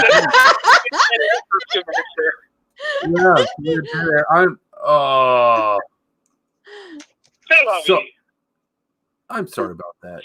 So he was explaining was how Gretchen actually she never existed. Mm-hmm. And she was probably a girl who was a mule. Right? That's not nice. Yeah. Oh, it's dark things happen there. Why she gotta be a mule, Sean? I'm just saying she could have been a chicken. No, she could have been a chicken. She's probably a local farmer's mule that was used to haul boats, to tow boats along that part of the canal. And the cache was probably where they kept her, where her little feeding bin was. Oh. That's probably what it is. So it's a really identifiable lock. If you're ever hiking down there, there's a trail that says Gretchen's Lock Trail, and it'll take you to the lock, and even some ding dong spray painted 420 on it. So it's not hard to find. Okay, so you'll find it. Is it haunted? Again, I don't know. I've only been there during the daytime. Not saying that ghosts only show up at night, but I never had anything paranormal happen to me the 2 times that I was down there at Gretchen's Lock. But is it haunted by a little girl named Gretchen who was the daughter of Mr. Gill, the engineer, who died on a certain date, and the date is specific, according to Chris Woodyard from Haunted, Ohio. No, it's not haunted by her because she never existed. I tried to figure out where Chris Woodyard came up with, who wrote the Haunted Ohio series. I tried to find out where she came up with the date of Gretchen's death, and there's no, it's inconclusive. There's no answer. Not from her or anyone else. I tried to look up the date. I tried to find any significance to the date. There's no reference of someone telling her the date, so it's safe, and I think she made up the date. Haunted Ohio. Hold on. It's a bummer. Haunted or not, Haunted or not, I can't say. I've not been to Gretchen's Lock. At night, I've been there twice in the day, and I never had anything paranormal happen to me. The whole area, though, of Beaver Creek State Park is absolutely beautiful. It really if you've is. never been, you've got to go. It's high stone cliffs with pine trees projecting up from this deep valley. It is beautiful.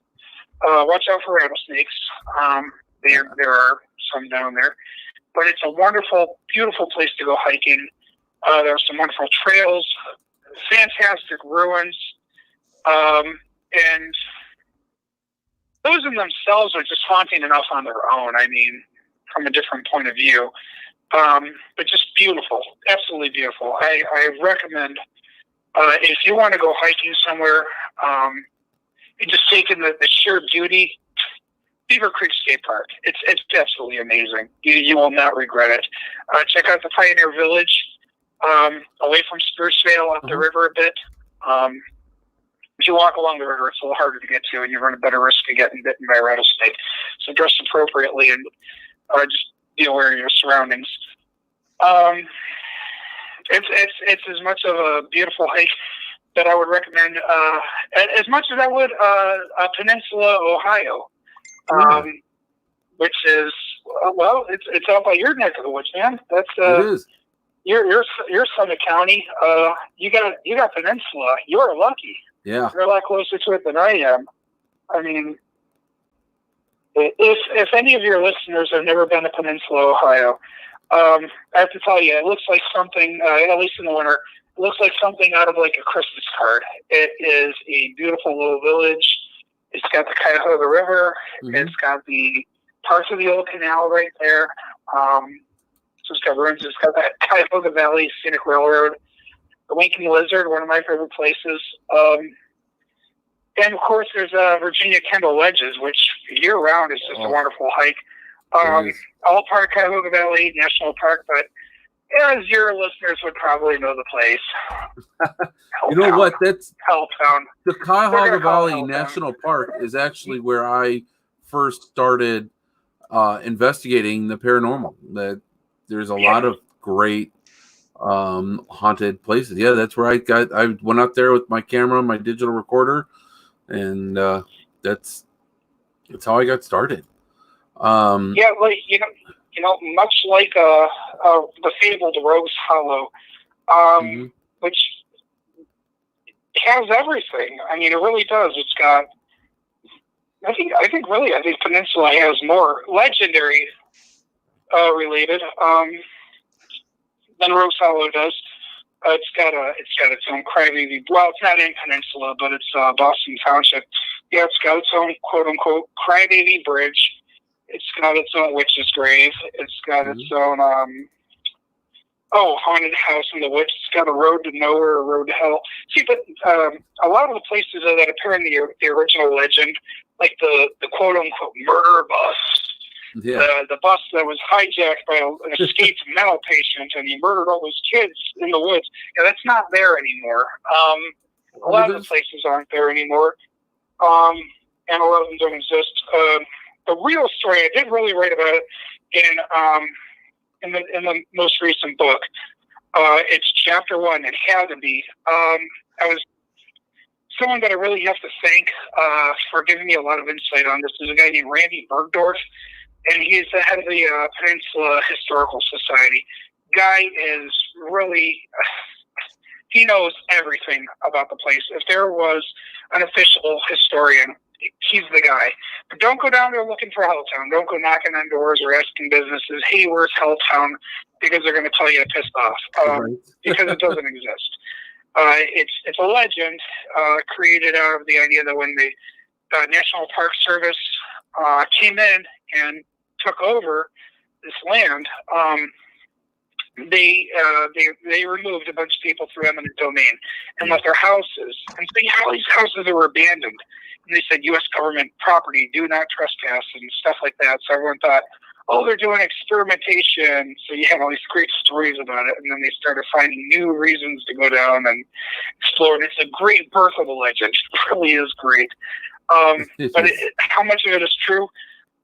Hardly any of it. There are a couple of great documentaries online.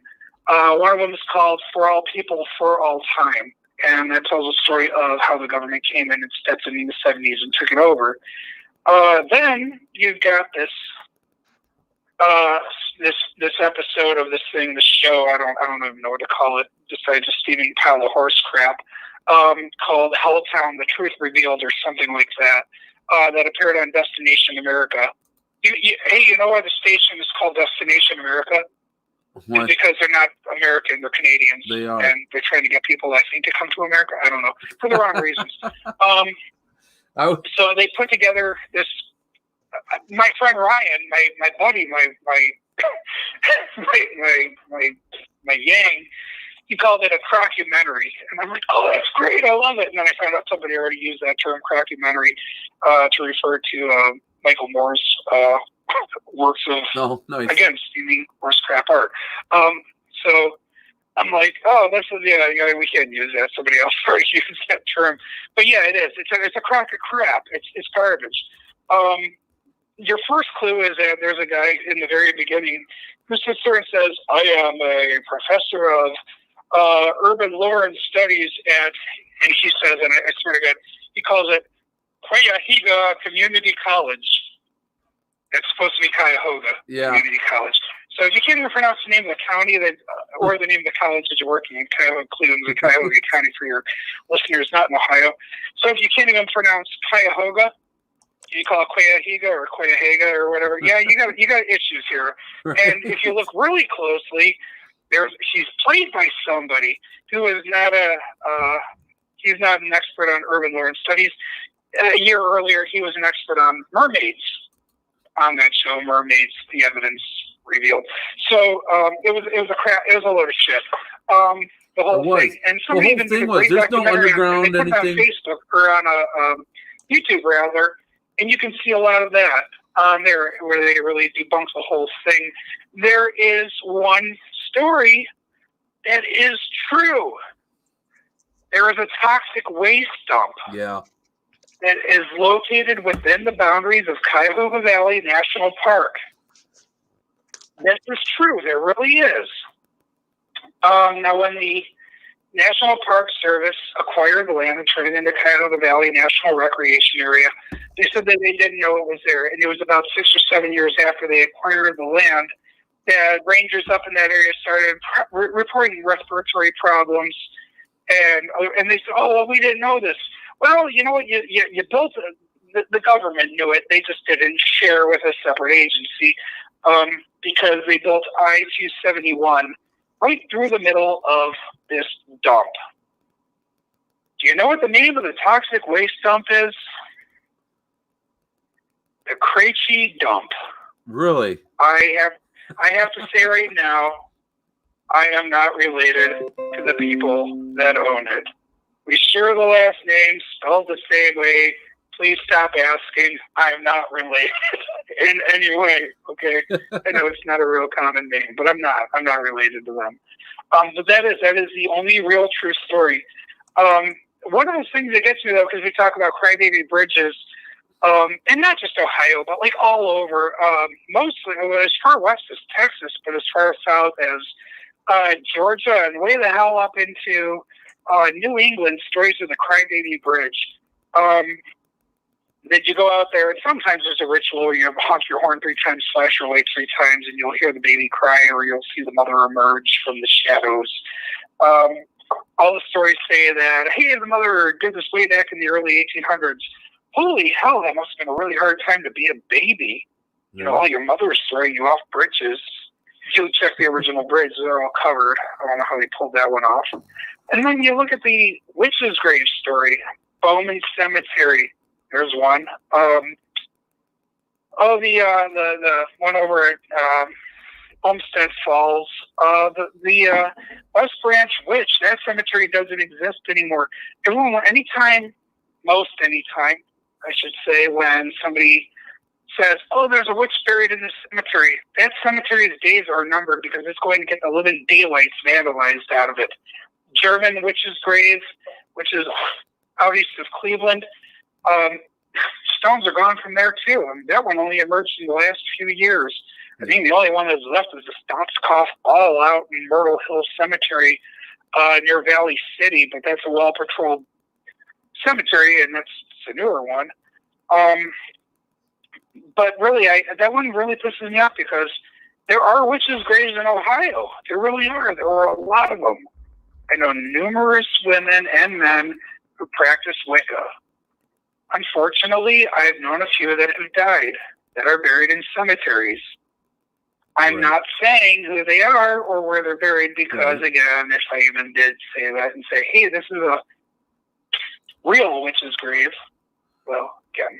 Isn't there one in Kirtland, too? Their stone will not be spared. So, is there one in Kirtland, too? There is, and I was going to write about it. There's the quote-unquote, the Kirtland Witch. I went to the Lake County Historical Society. They have her original tombstone.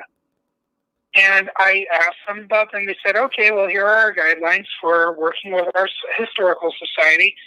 And to use any of our photos, it was like $200 or $300 to use a photo. Some outlandish amount like that. And they're like, and it's $25 an hour to work with a liaison. I'm like, well, okay, I'm done. No, I can't. They're like, oh, don't worry, we're not going to charge you for the first few minutes. And I'm like, no, I'm not. What do you think? I'm made of money or something? I can't do that. I'm like, Christ's sake, I'm an author. And they're like, oh, okay, well, all right, no problem. We just wanted to share that with you, that these are our prices. I'm like, well, I understand you have the original tombstone in your collection. I said, yes, it's in our basement. It was broken by a vandal, and we saved it, and we have it in a few pieces. It's down the basement. I'm like, well, can I go downstairs and take a photo? And they're like, yeah, it's going to cost you $200 some. What? Yeah, and I'm like, oh, wow. And I walked out there, and I'm like, and I wonder why you guys filed for bankruptcy or whatever the hell their problem is there.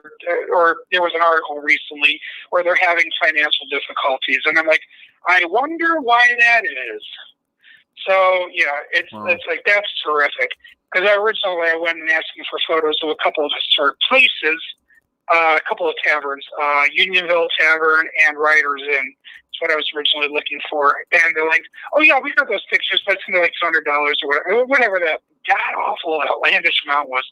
So I went over to the Painesville Library and was introduced to somebody who actually had postcards from those places and said, well, they're in the public domain. And I'm like, I figured they would be. Why were they asking for? And he said, well, because they're money grubbing. Yeah, and I'll leave it at that. So, yeah, so I did not thank the Lake County Historical Society, and I will never thank or work with the Lake County Historical Society. I'll work with Painesville, Mentor, any small historical society, Madison. Anyone that wants to work with me, that'd be great. That'd be terrific. But the County Historical Society can kiss my ass. And because other places have been more than happy to work with me on prices. Nope. Yeah. Not them. Wow. Hey, I mean, some people, you know, they want to help. Some people don't. What can you do? So real quick, we talked about some EVPs that I captured. Do you guys want to hear them? Yes. Yeah, please play them. Okay. So I got my little speaker thing here going. Okay. I haven't listened to these in a really long time. So I'm not going to try and test them because I tried to test them and it ruined the show. So, good moving on.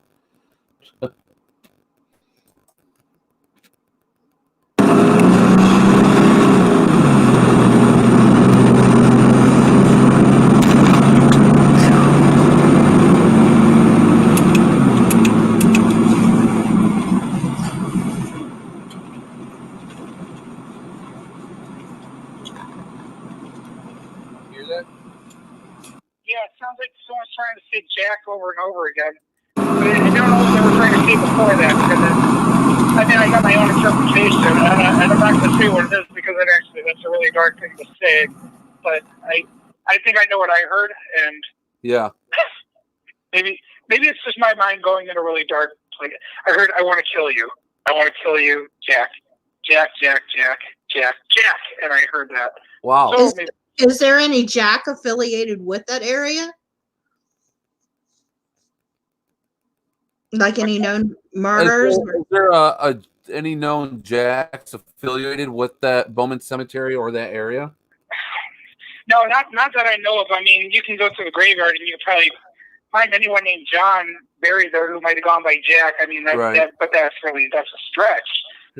Historically, the research I did was more centered around the Bowman Cemetery witch story, which it turns out was started as a build-up and an add-on to the Esther Hale story, who was really Esther Hale. There is no Jack related to her, near as I know. Okay. Yeah, nothing else from. I'm sure it's a cemetery. Right, and there's quite a few. There's no telling. It's a small cemetery, but there's a lot of graves there. When I was there, there was a lot of missing headstones too. Here, I'm going to play it one more time here. Yeah. Actually, I'm going to play it several times here. Hold on.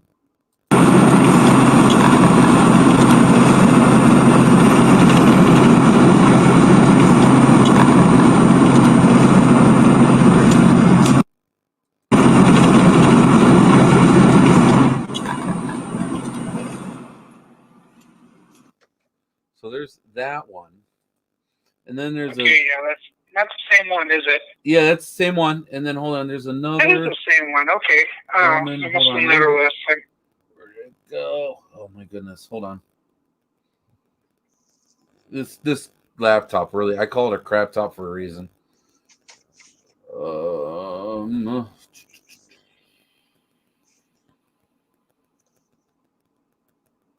Here we go. Listen to this one. The big one, you can almost see teeth in there. You can almost see teeth in there, can't you? It's not moisture mist.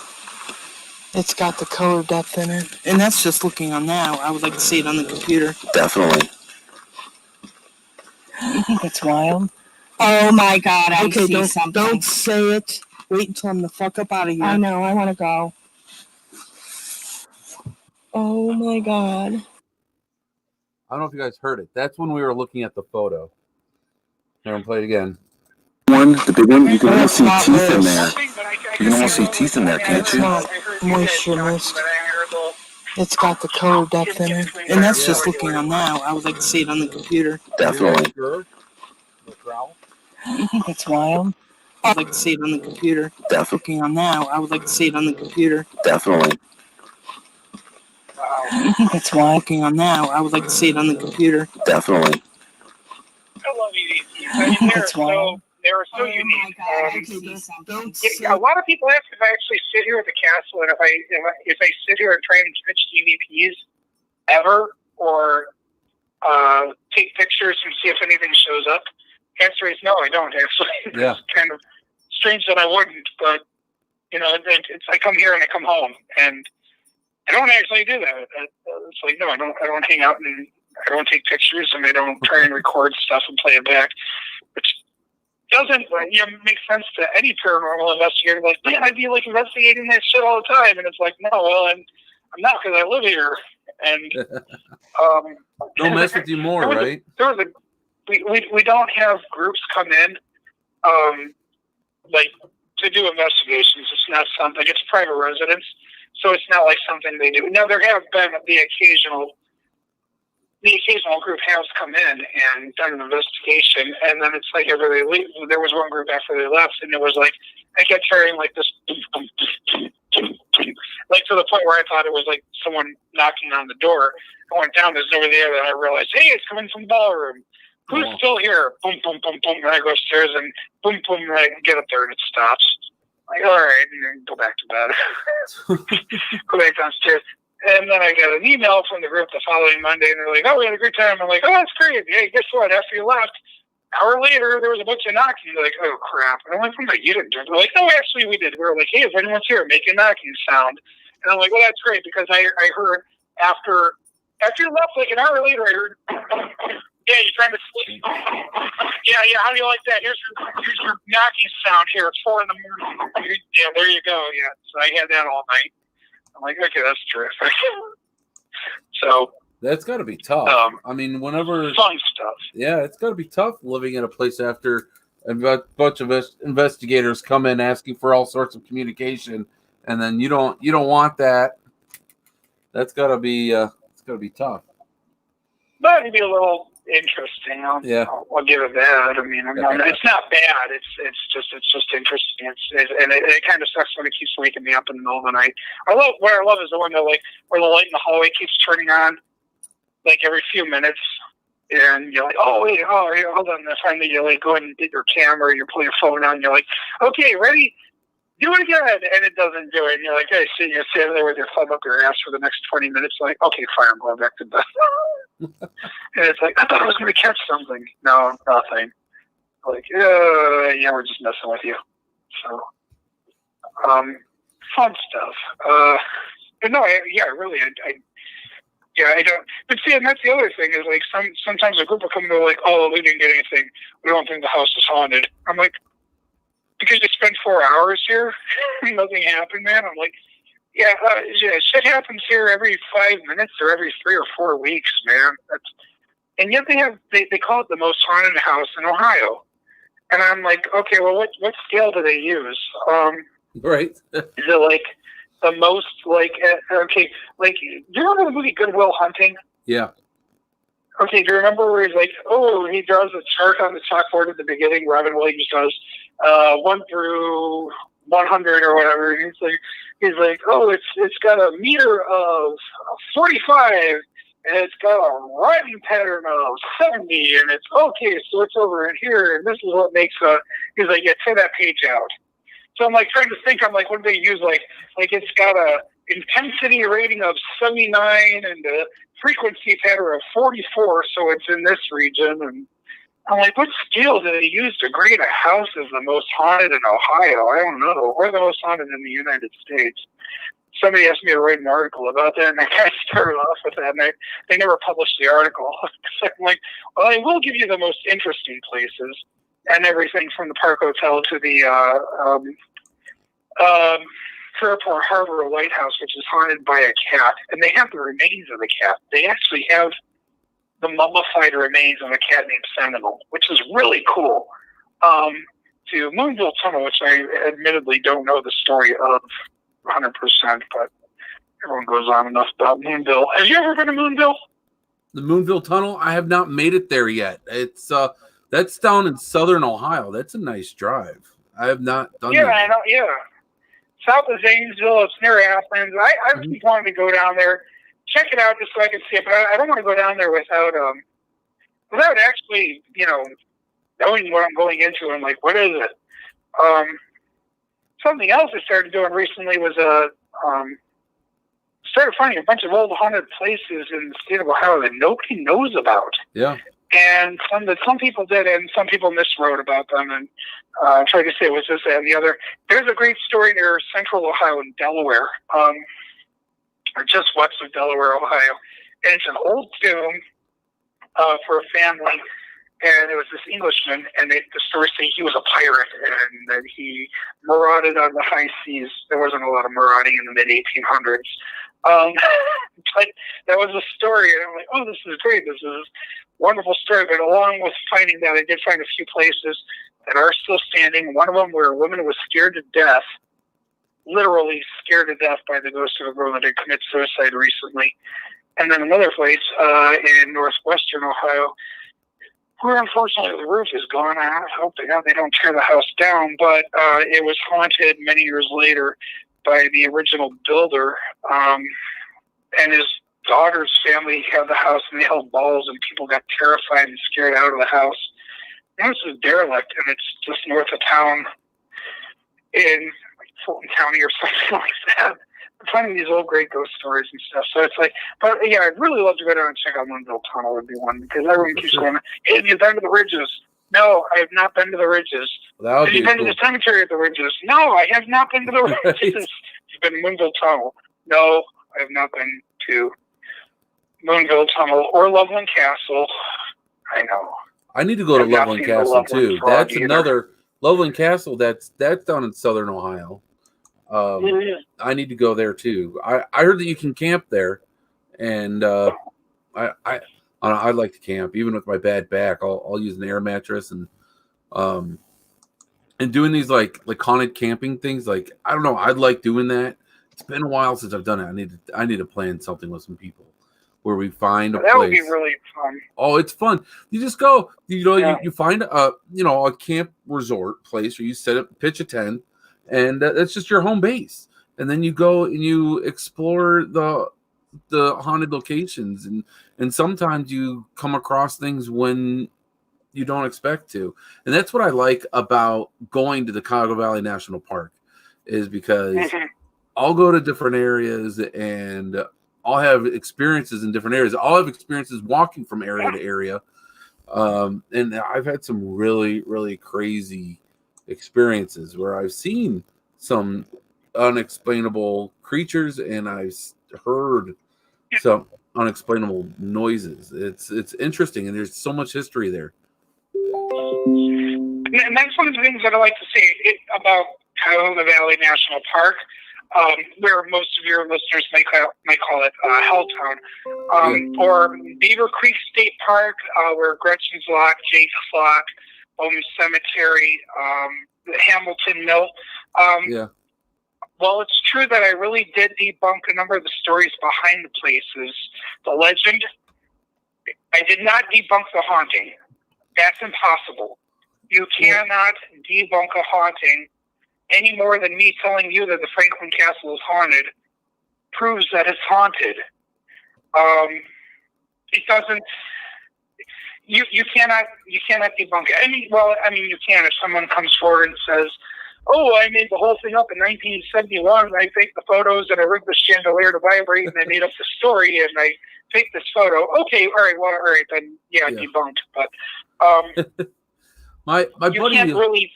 But I'm not saying that the places that I talked about, where there is really not a witch buried there, that they're a Lutheran, or they're just a 16-year-old girl, or it's just a cemetery. I'm not going to say the place isn't haunted.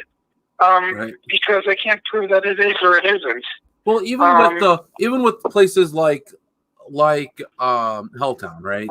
Actually, my buddy Mike Ricksucker, he did a whole big special on actually several specials on his YouTube channel about all the myths and everything. He's he was local. He's not too long ago he moved, but there's still a lot of history there. There's Native American history in that entire national park there. There's the canals, the history from the canals. I have a friend, Jerry Holland. She's a local historian here in Cuyahoga Falls. And she told me, I'm trying to remember the exact number. It's for the canal, basically I think it's probably a body buried. Is it one body for every mile? It's every mile has a burial site. Yeah. So every mile that's what you're saying, right? Yeah. So every mile is probably a body buried. And that's because of when they made the canal, people that would go down the canal, they would literally empty their bathroom buckets on one side of the boat while they're brushing their teeth and washing their face on the other side of the boat. Ew. Dysentery. Yeah, and then people would get robbed, more so than that, it wasn't exact. It was that was probably part of it. What most people died from, these were primarily Irish immigrants. Yeah, that they had brought in from New York. There's a lot of to dig this. A lot of them had previously done the Erie Canal. So these were guys that, as the Erie Canal was finishing, they started building the Ohio in Erie. Mm-hmm. It wasn't so much that they were doing that. I mean, that was probably happening, but it was something that they were dying was ague, which is swamp fever, which was a form of malaria that we have eradicated from the United States as part of the United States. It doesn't exist anymore. Well, there's an area not far from the parks. It was actually originally they would call it Little Ireland. It was a small Irish community. There's actually a cemetery, O'Brien's Cemetery. It was it's kind of like between Stowe and Hudson, right? Well, there was a Dublin Cemetery in North Akron. It's now part, and I'm writing about it in another book coming up. It's now where the a station for the Cuyahoga Valley Scenic Railroad is. It's where the parking lot is. They dug it up. It was a little neighborhood called Dublin, is what they called it. But no, you're right. For every mile of canal, there is a burial site.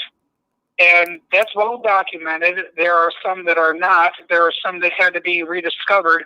And I wrote about at least one of them in the most recent book, Ghosts and Legends in Northern Ohio. One of the most haunted locks, and I'm not speaking I'm not calling it a haunted lock lightly. I'm calling it that because there are newspaper articles from the 1890s that talk about this one lock in the Cuyahoga Valley, a lot between Boston Village and Peninsula. And it's called Lonesome Lock. I've heard it. Are you familiar with? Are you familiar? I am familiar. Yeah. Yeah. Sorry. I am familiar with Lonesome Lock. Yeah, Lonesome Lock. There are newspaper articles that date back to the 1890s, over 125 years ago, that talk about Lonesome Lock as Lonesome Lock being the most haunted lock on the Ohio and Erie Canal. The bravest of men would not pass through there after night. There are stories in this article that say, and I'll quote it, "Ghosts and ghouls do congregate there," it says.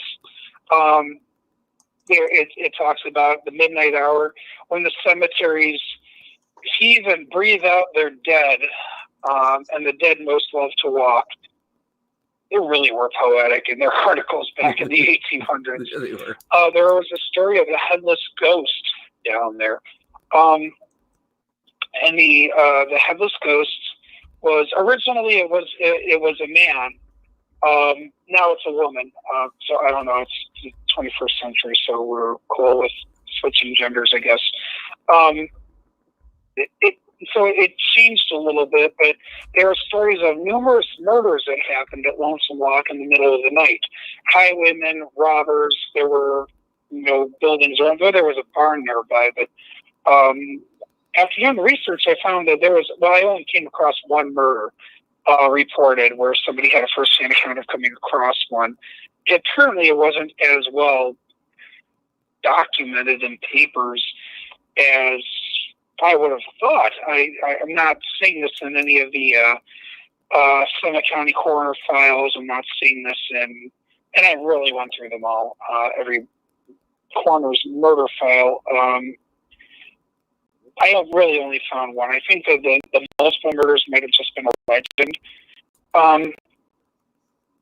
But it's interesting because another newspaper article sometime later talks about a trip between Boston Village and Peninsula, and it talks about a walk along the Ohio and Erie Canal, and it talks about near the Horseshoe Bend, it talks about a number of small little mounds along where the bank comes sweeping down to the canal, this high point, and these little mounds, these little tumulus. And it says anyone walking along might not even notice what they're walking over, but that these are the burial sites of canal diggers buried under these mounds who died of the ague, the swamp fever, after the Horseshoe Bend, which is it's Stumpy Basin. It's still there. Stumpy Basin is a swampy area. It was back then. It is today. It's an oxbow in the river. They had to get past that. These guys all caught malaria going through there. And the reason that they buried them under mounds and not under conventional graves is because they were digging dirt out of the ditch for the canal. They didn't want to break through any more roots. Just lay them there with soil mounds on top of them. I went over there today, within the last couple of years. They're still there today. Those mounds still exist. And they're about 75 to 100 feet away from Lonesome Lock, which back then was reported as the most haunted lock on the Ohio and Erie Canal, and it's right outside of Peninsula. Oh, wow. It's right there. It is. There are burial sites within eyeshot of Lonesome Lock. So, is it multiple murdered people who haunt the lock? Maybe it's the ghosts of these people who are buried in unmarked graves or trees growing out of most of them, but those mounds are still there. Mm-hmm. The rest of the area is really flat. Why would you have these sun mounds? It's them. It's them. It's the burial mounds of these guys who died of the swamp fever. They're right there because it even says in this article, it describes that. Says at a lonesome spot along the canal. It even says it in the name of where they're buried. So, and it was written by the same writer. Yeah. Someone named Stonehouse. This lock is it's where Helltown would be. You literally you park, you go down the canal trail there, and it's literally like right there. There's a bridge that goes across it. It's a neat place, and I've had it's where the Cuyahoga Valley Scenic Railroad crosses the river.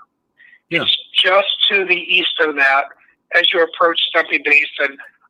It really is, historically speaking, out of any ghost story, that is the only place in the area that really does have a ghost story attached to it historically.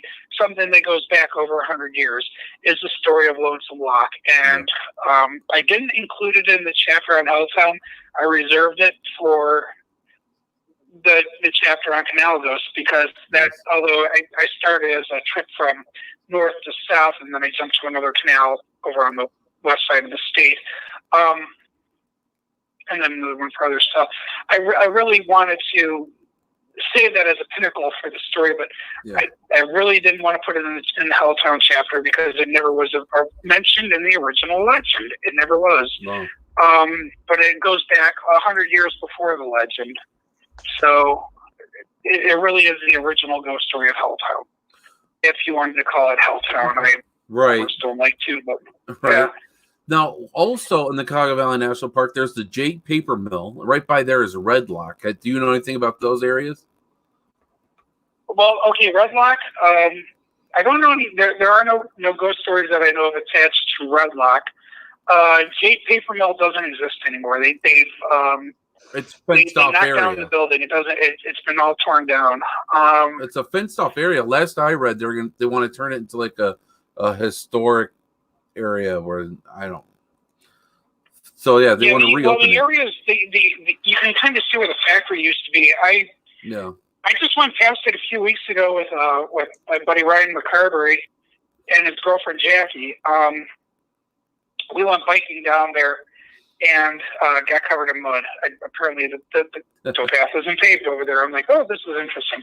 I got big spatters of mud on my back.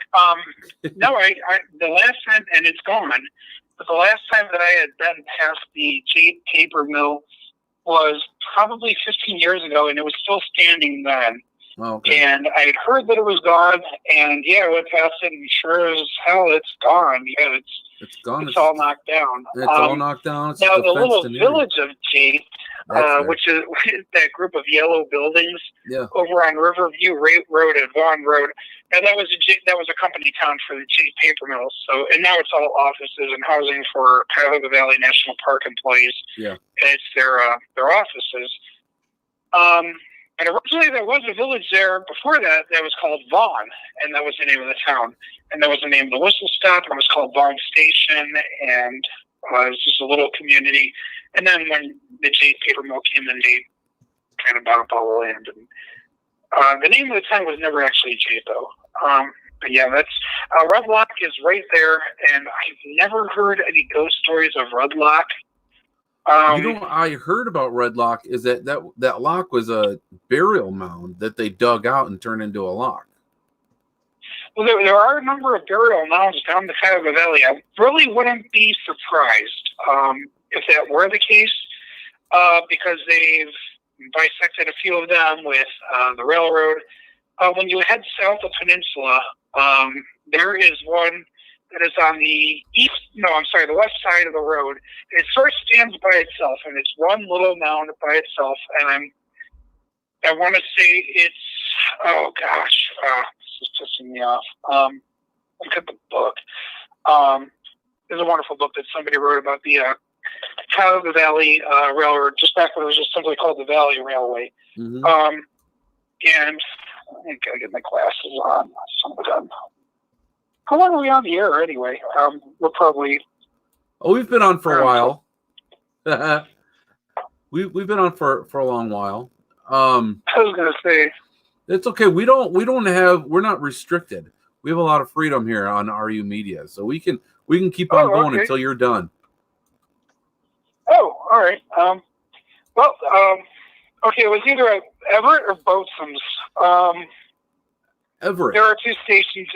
Everett. Everett Station. Road Bridge. That place, I've had some pretty interesting things happen there.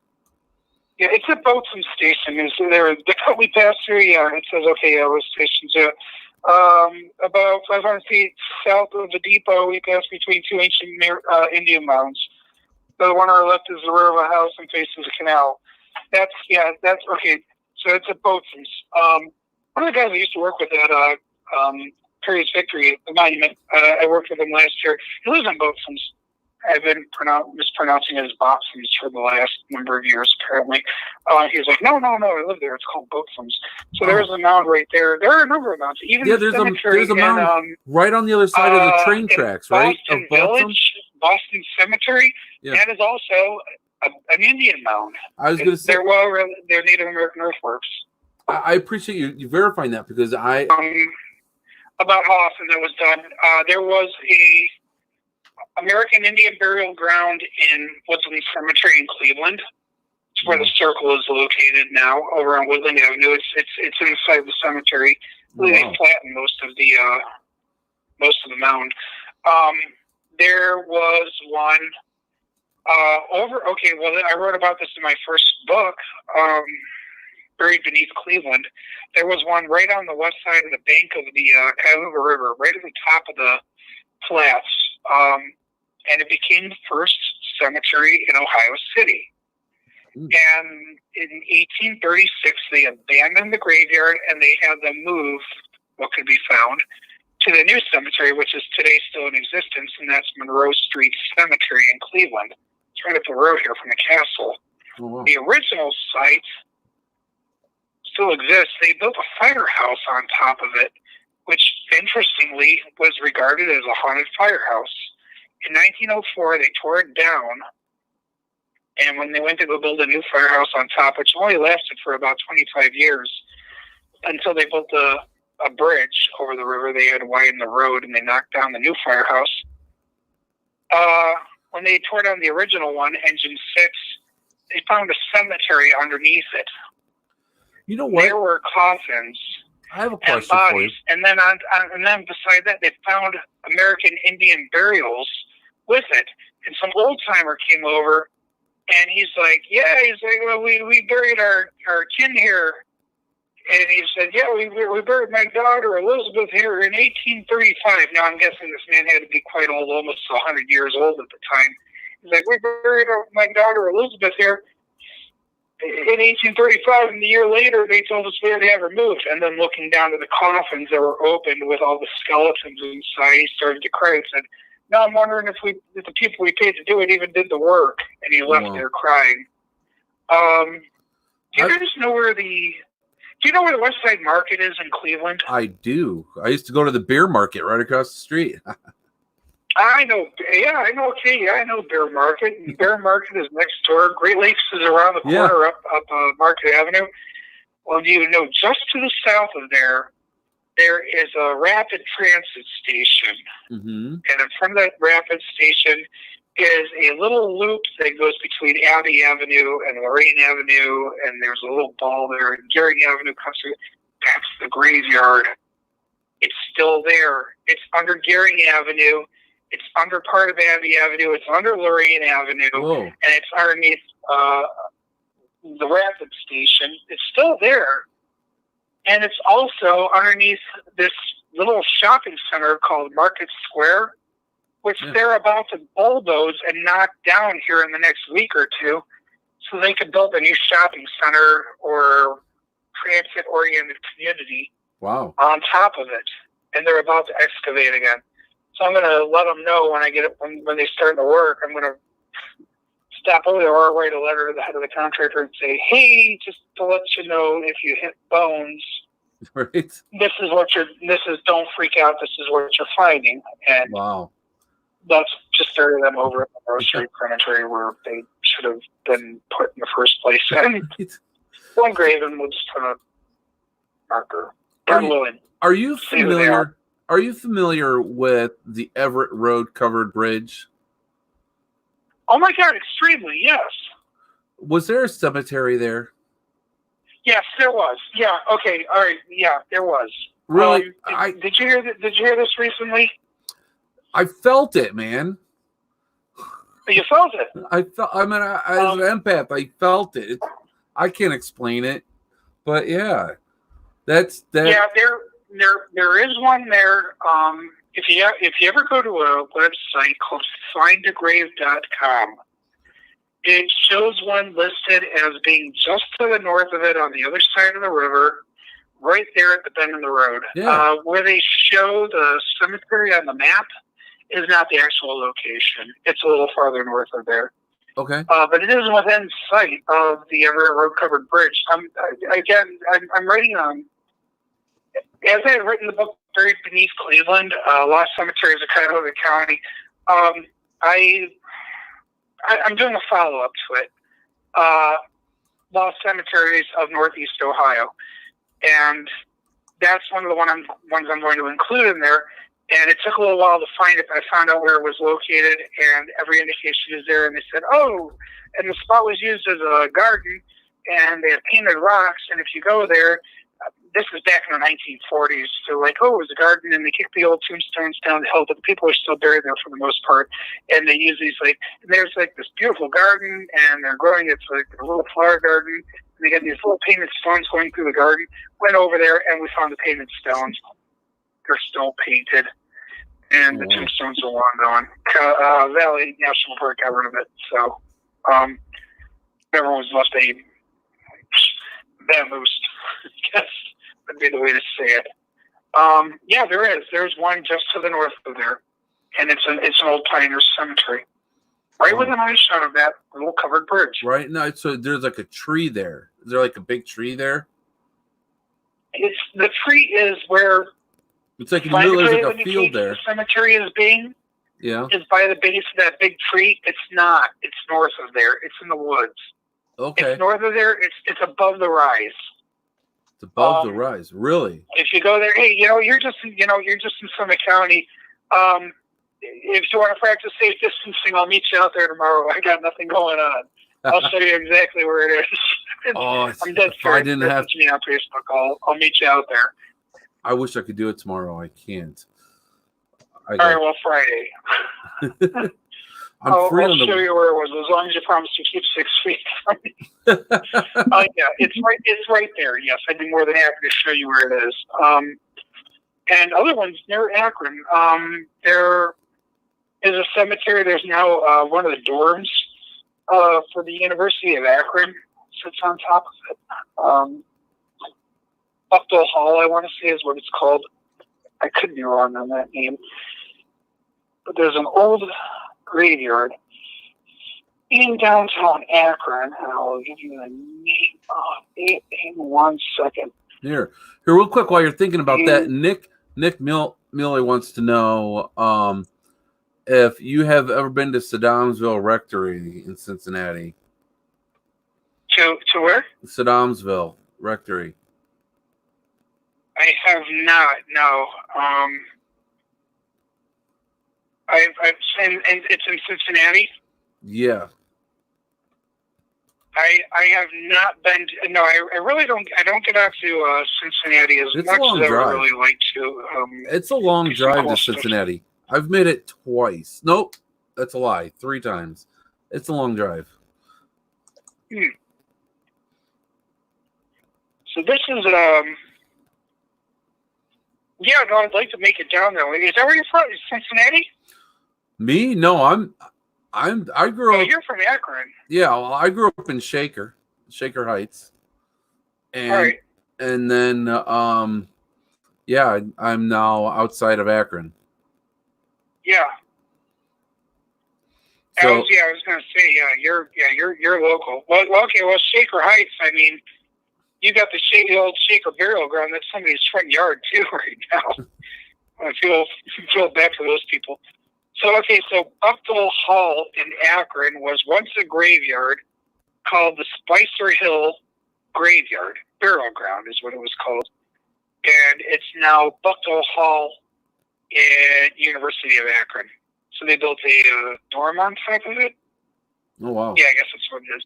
And there are still people buried there. They keep coming to the surface on the grounds, I guess, where they were for a number of years after they built it. I don't know. They just started dumping dirt on top of them. But it dates back to the earliest years of Akron. It's the oldest cemetery there. So if you're in you're Summit County now. I mean, that would be something that would be appealing to you. So, there is one right there though by the Everett Road covered bridge though. There is one right there. I mean, it's just to the north. It's the nice site. Okay, I believe it. I've gone hiking all through there. During the there's a trail that goes up the hill there. That's really steep. And then I took that trail up and around and down. Ended up coming back up Ira Road and ended up right by the bridge again. So yeah, no, I've never been up that trail. In fact, I only just saw that trail within the last few months. I never noticed it there until I saw it. It looks like steps going up into the woods. Yeah, I never noticed it until just a couple months ago. I just happened to catch it as I was driving by. It's a nice trail up there. Ryan and I were checking out the cemetery site, and we're like, "This has got to be it." And then National Park Service law enforcement came up and, "Yeah, you got to run our ID and see what the hell we're doing in the woods." And like, "Yeah, I'm not smoking weed." And I'm like, "No, I have to explain." I'm like, "No, I'm actually a park ranger." And he's like, "Oh, really?" And I told him where I work. And he's like, "Oh, yeah, you verified." And he's like, "Oh, that's cool." Nice. So what are you doing? I'm like, "I'm looking at a graveyard." He's a little freaked out. And I'm like, "Yeah, this was cemetery was." And I showed him what I had on my phone, on my printouts and stuff. And he's like, "Oh, weird." And yeah, I saw that. Yeah, that's a hell of a hike up there, though. That's my next challenge. I think that's where I'm going next, is to try that because my gym is closed, so I can't. Yeah. I can't work out. I hate that. Well. I just told it. Oh, have you been to Madison Seminary? That's funny you asked me that. No, I've not. I've had a lot of people ask me if I've ever been there. I've had a lot of people trying to get me to go there. They do this thing out in Madison called it's over at the library. It's called Books and Cooks, and it's wonderful. It's a bunch of greater Cleveland, mostly East Side authors, but they let the occasional West Sider in there. It's wonderful. And it's this thing called Books and Cooks, and then it's also local catering companies. So people come into it; it's free, and we don't get paid for it except for what we sell in books. They go around and they check out the books, and they buy whatever books local authors might have, and then they free samples from the catering companies. And everybody out there has been trying to get me to go into Madison Seminary, and I'm like, I've never heard of this place. What is it? Aside from the fact that it was a seminary, I assume it's where you went to become a priest. They're like, "Oh, it's haunted," and I'm like, "Okay, why?"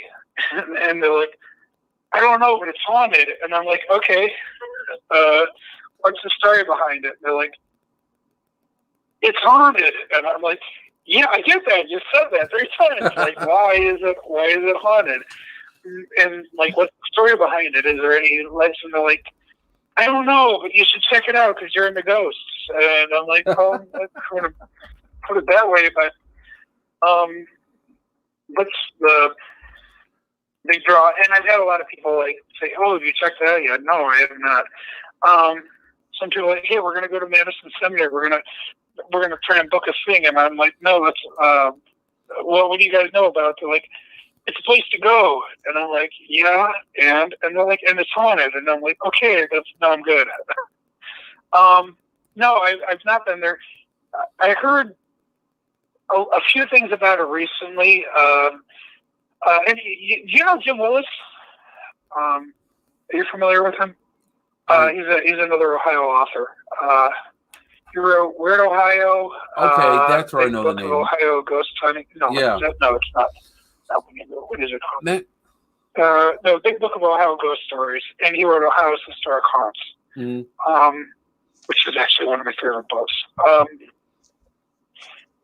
We got talking over the weekend. We were on the phone for about 3 hours on Sunday talking about this, and Madison Seminary came up.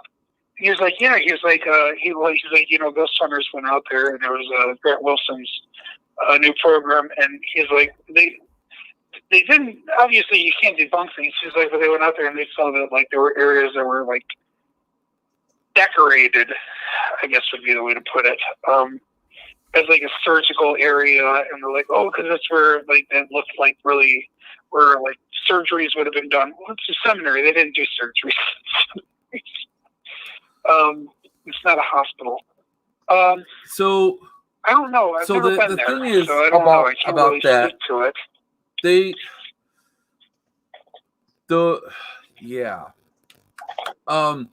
So Madison Seminary, it did start out as an all-boys school, and then it was a home for displaced women from the Civil War, and it's got a really, really neat history.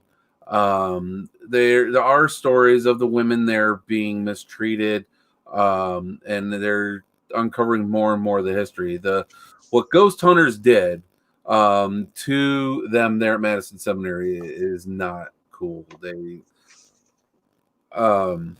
really don't want to get into it too deep on the show, but they definitely twisted their story to match the story that they wanted to tell on their show. Okay. So this is a place that I'd love to actually, when it really comes down to it, I'd love to find out more about it. Because really, honestly, I really don't know anything about it. But if you gave me about 3 or 4 days, I could probably find out quite a bit about it, and I can find out, okay, like I'm sure that a lot of what I'm going to come across as far as the history or the history that they share will probably be inconclusive. I can't really debunk a lot of legends behind the place until I can actually find out where the legend originated, and that's a lot harder than it sounds. Right. People are like, oh, you can just look at a place and you just spend an hour online and you can find it out real quick. And it's like, no, I mean, yeah, I have access to newspaper articles, which are a wonderful original source, but I mean, shit, it took me 28 years to find out the true story about the Franklin Castle. I can't do that in 3 days about one place. I can't completely debunk everything, but I might be able to find out where one or two stories came from, and I might even be able to prove that some of the stories are real, or find new stories that I'll tell you might not know about. Adam Kimmel, the owner, I know they're doing nonstop historical research on the building and the area, and I know if you were to reach out to him or anyone, he has a crew of people that helps him there. He calls it the Mad Crew. I know that any of them would probably be happy to go over with you. And if there's any more information you can help them find, I know that they would appreciate any help that they can get. But I know that they that have would be uncovered really a cool. lot. One thing that I noticed though about a few places, and Madison Seminary, I don't know them. I've not been there, but this might still fall in the category of they make their money off of paranormal tourism, and if I debunk the major legend, they might be a little pissed. And I try to avoid places like this. I really don't want to hurt their business. That's not what I'm not about that. Okay. If somebody wants me to look into it, then I definitely will. I'd be more than happy to. But if it's a story of a rapist priest who raped and strangled all these girls, and then you find out that it's not true, I'm not saying that's not the legend. That's the legend of the place. I don't know what it is. But I've come across this in the past. The building, they don't. they're like, oh, okay, that's great that you found out that never happened. All right, and then they shred pretty much everything that you just gave them, and they're like, we're never going to tell anyone that because that's our legend, and that's what we're basing our story on, and we are going to pretend that you were never here. Well, So I'll tell you what, even here, Kathy Satori, she's close with the location. She said they have found historical documents of nurses being there, caring for residents, and people died there and have the cause of deaths on their reports. So they have this building. It was used for a facility to also care for. And Kathy, please comment or let me know if I'm incorrect, for people who were mentally unstable. Now I'll tell you what, no matter what the history is of this building, I've been there multiple times. It is extremely haunted. Extremely haunted. Exactly. Yes, exactly. Because nothing tragic has to happen to a place for it to be haunted. Right. It doesn't have to have a tragic story. That's true. It can just simply be a place with a lot of history where a lot of people have gone through it. Or maybe nobody at all. Maybe it's just been like neglect. We don't know what causes a haunting. I'm not going to sit there and say that I will never say that a place has to have a murder or a terrible tragedy or some horrible death that happened for a place to be haunted. Right. One, we don't really know what a haunting is. I mean, we have our ideas, but I will never tell somebody that their place isn't haunted. It doesn't need a tragedy. It doesn't need a monstrous figure like the fictional Honest Tiedemann that was created by Eleanor Bernstein in 1980 because she was transfixed on The Haunting of Hill House by Shirley Jackson, and she wanted to make a monster out of the original owner. It doesn't need that. It can still be haunted, just not by a murderer, and you don't need murderers. I would love to look into Madison Center. That would be a place that I would really love to go if they'd be willing to have me come in and check it out. I'd love that. That'd be great. I think it would be great. I don't know. It's just a place that I haven't been yet. I know and nobody's actually been able to tell me any stories about it. All they've been able to tell me is it's haunted, and I'm like, okay, why? And they're like, what's interesting about the place is that right. What's interesting about the research that they're doing on the place is that the local historical society is not very helpful for them. It's a small town. The Madison Historical Society doesn't have much on it.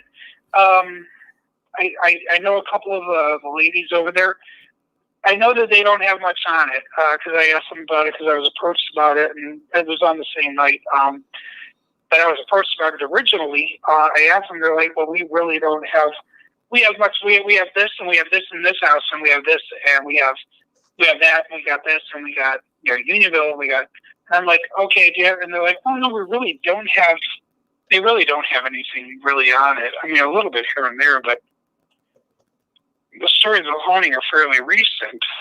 I mean, go online and you're not going to find much of the last 20 years or anything that predates 20 years ago that really talks about it and talks about it being haunted. Again, not to say it isn't, it's just that there are no reports historically of it. So they really don't have much on it. It's a building in their community, but they don't have much on it. A huge building. That's weird to me though. It's a huge building.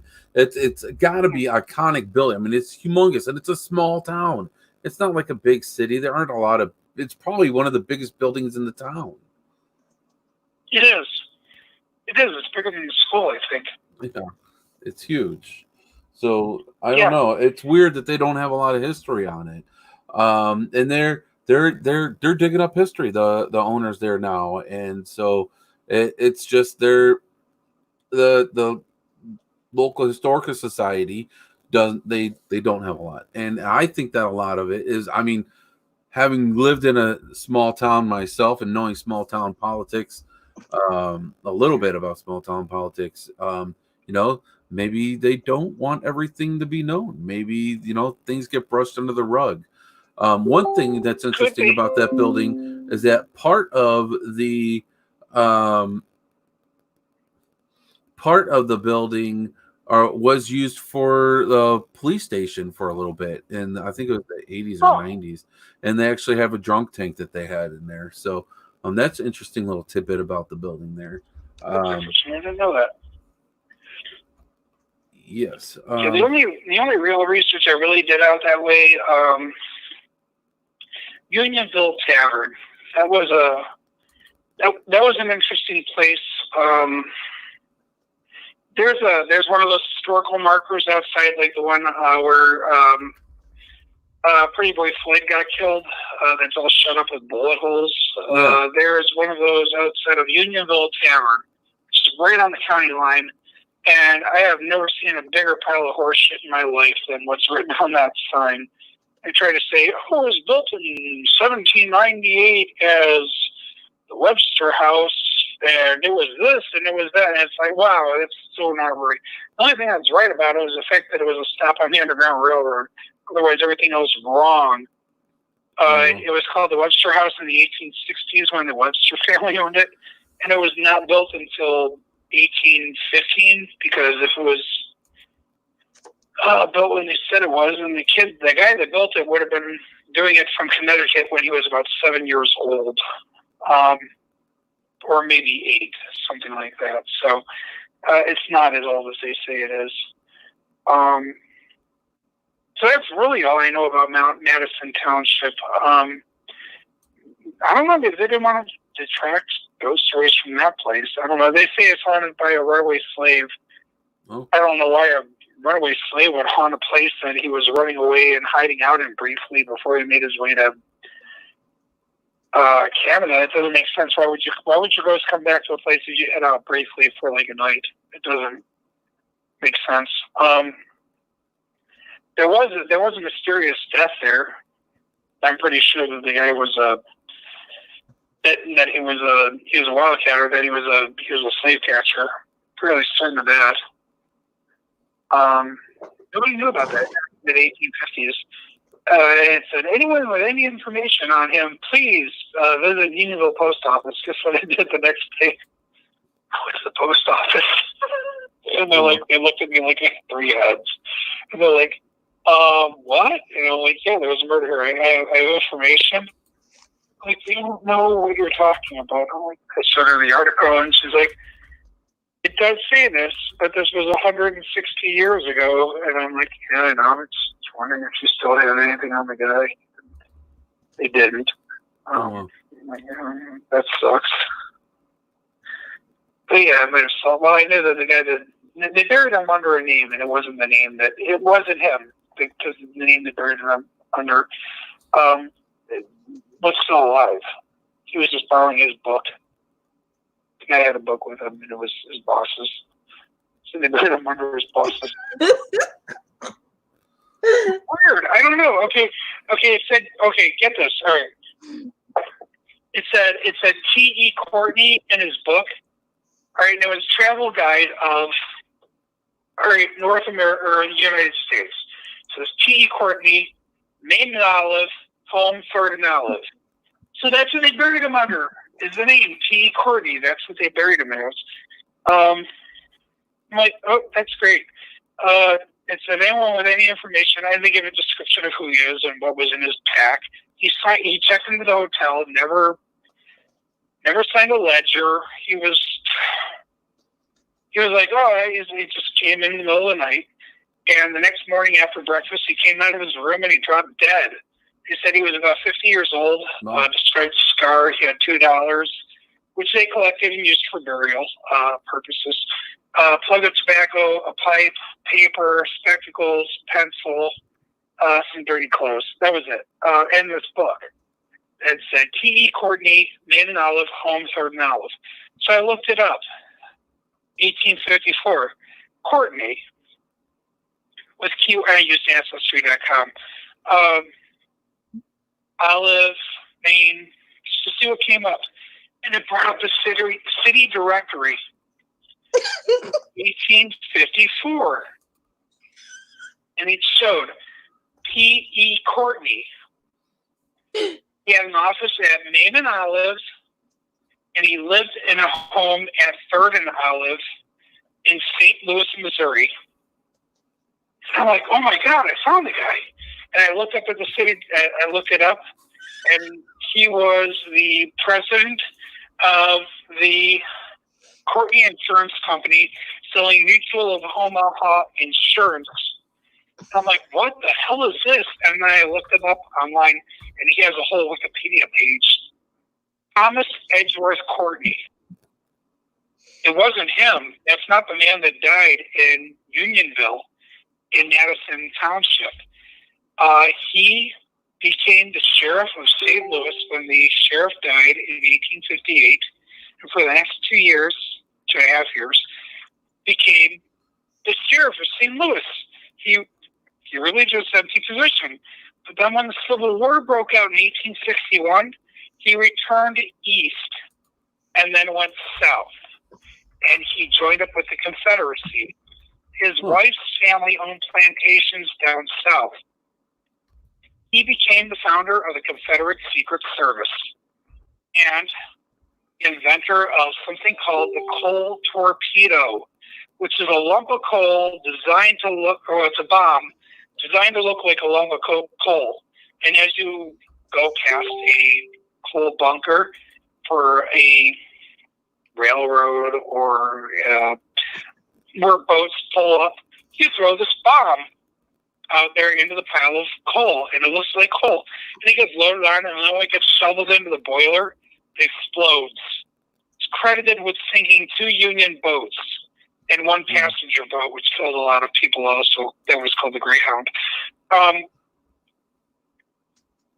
When the war was over, he was sought out and looked at as a war criminal, so he went and hid with family in Europe. He returned to the United States in the 1870s when he was sick with cancer.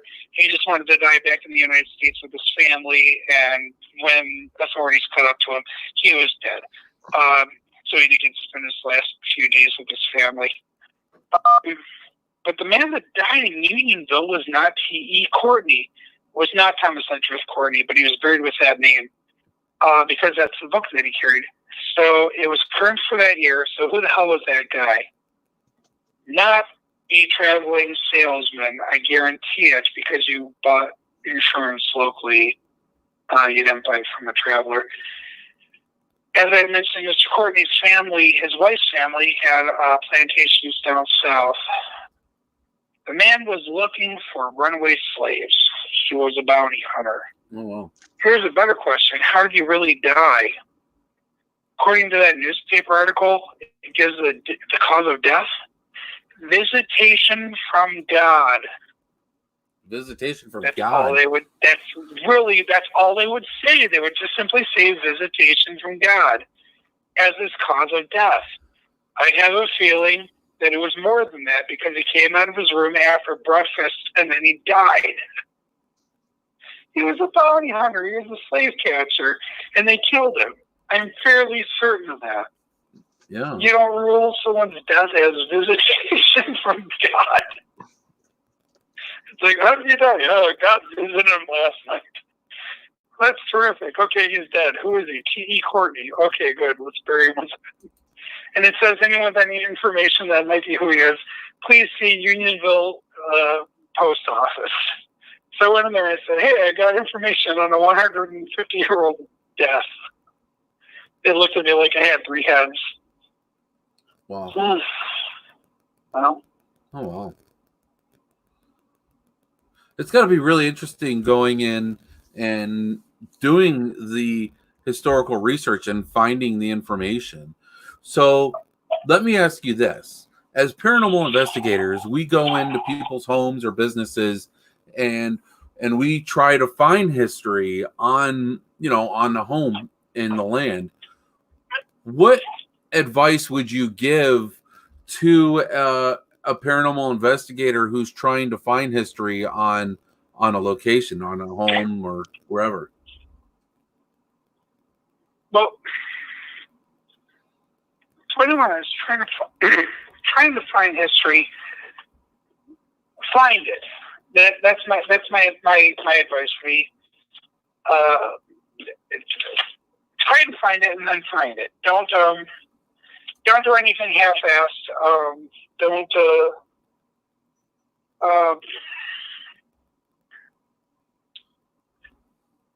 go and say, well, I'm going to see what I can find, and don't exhaust or keep going until you exhaust every resource.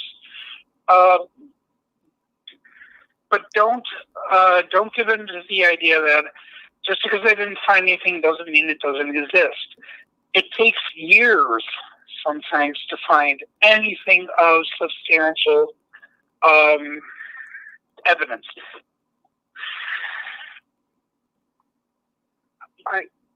I'm not a fan of half-assed investigating. I mean, try it. I mean, talk to everybody. Talk to people that you know. Talk to your local historical society. Go to original resources. Newspapers are some of the best. Don't take what you think is true and bend it to your own whim just to suit your own narrative. I've come across that too many times where someone will take something that they're fed and they'll be like, grasping at straws, looking for a way to suit that, especially if it's going to make you really like popular among somebody, some fan base. I wasn't going to really talk much about it, and I'm trying to avoid this.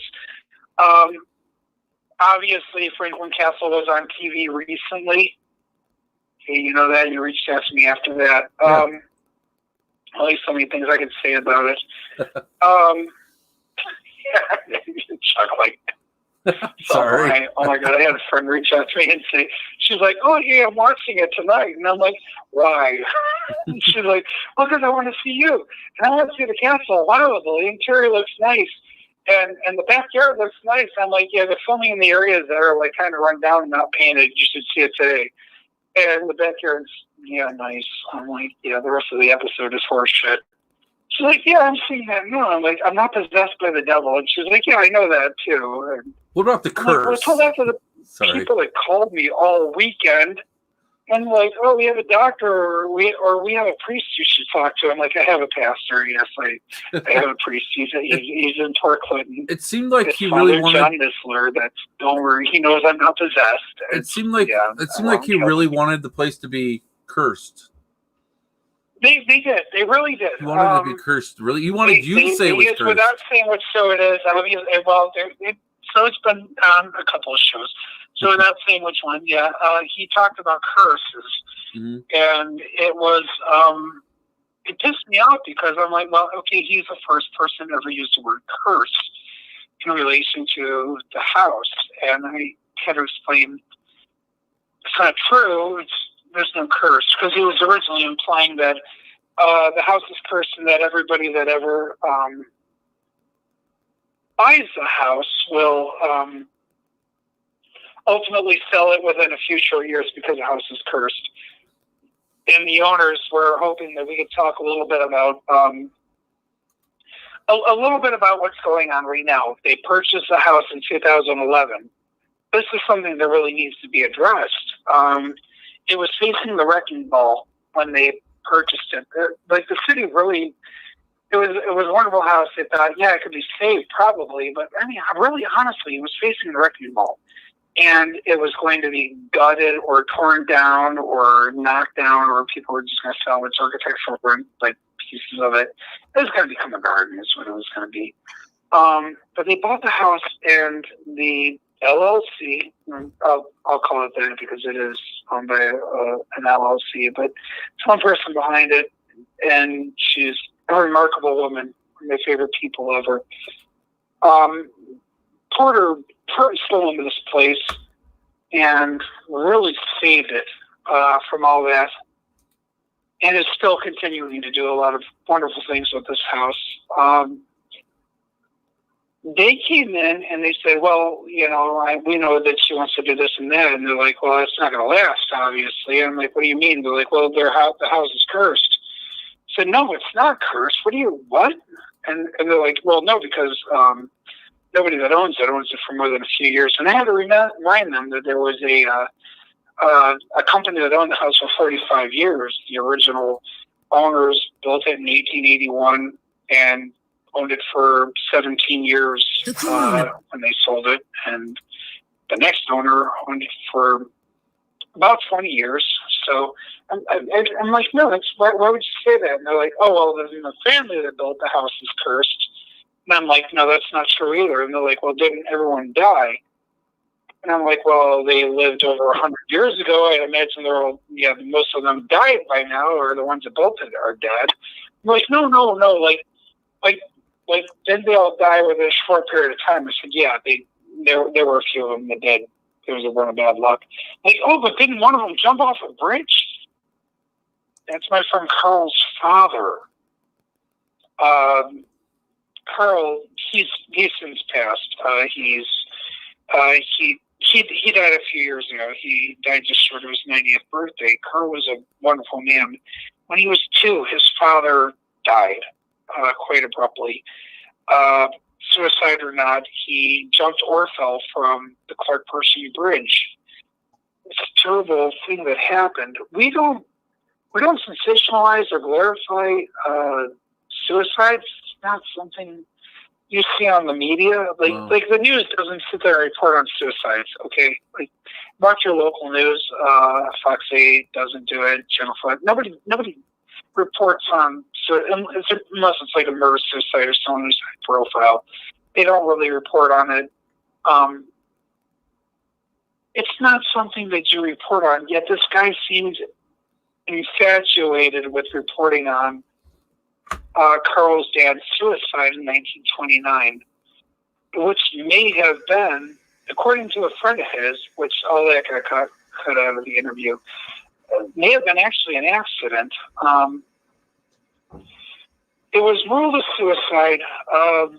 He was in a collision. He put the car on the Clark Pershing Bridge. He stopped and they pulled over and they exchanged information. And he said that he was like, come by my office tomorrow. I'll take care of everything then. All right, don't worry about it. Here's my card. And he went over back to his car and he put his hat down on his car. And he walked over the railing. And the last thing that the man saw was Carl Sr. leaning on the railing. And he was talking to a few other people. He looked over and the man's gone. And they found him dead below the bridge. Now, it was ruled as suicide and it was ruled as a jump. Why the man would sit there and say, well, come by my office tomorrow and I'll take care of everything. Don't worry about it. Man was pretty well to do. Why he would jump, why he would end his life is beyond anybody.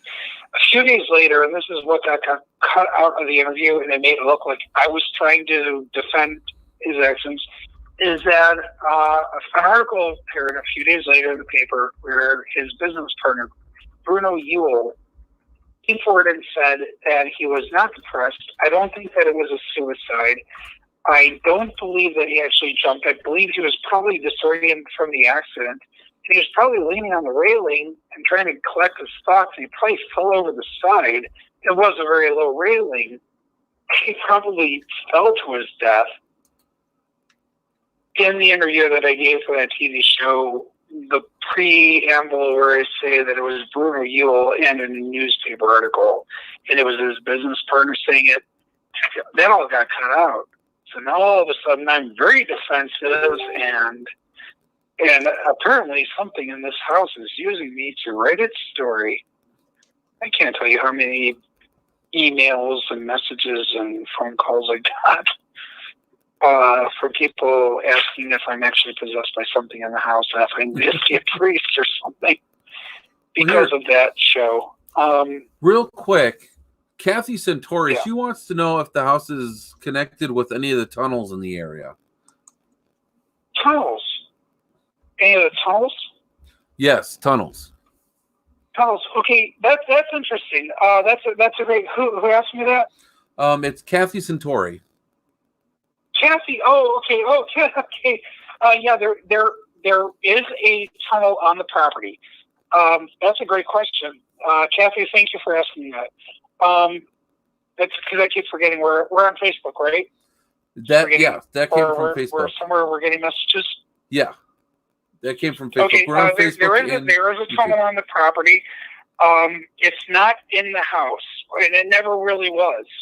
The tunnel in question, which you probably may have heard stories about, the tunnel is under the carriage house, and it's when you would first walk in the doors, of the double doors, and there's a drain there. There's like a little, like a grate when you walk in, and it goes to a drain tile, and there's one outside the door too. That tunnel was paved over in the 1960s by the Romano family. According to the Mrs. Romano's two sons, her one son, Mr. Ochiltree, who's her son from her first marriage, one of her sons, he said that they paved over that and they poured concrete over that, and they installed drains apparently. That tunnel only went down and then back about 10 feet, only to the very back of the carriage house. It didn't go any farther than that. It was the original gas well was located under the carriage house. All of the lights inside of the Franklin Castle were all gas lights originally when the house was built. There were pipes running through the house, and this is where you would have gas lines coming out of the ceiling and then stemming off and then going into chandeliers. They were all gas lights. We did have electricity in 1881 to 83 when the house was built. But a lot of people didn't really trust electricity for about another 15 years or so. It was because a lot of houses, wooden houses, were mostly burning down because they were improperly installed. So there was a gas well under the house, but it was under the carriage house. The tunnel in question was... Guys, we lost him.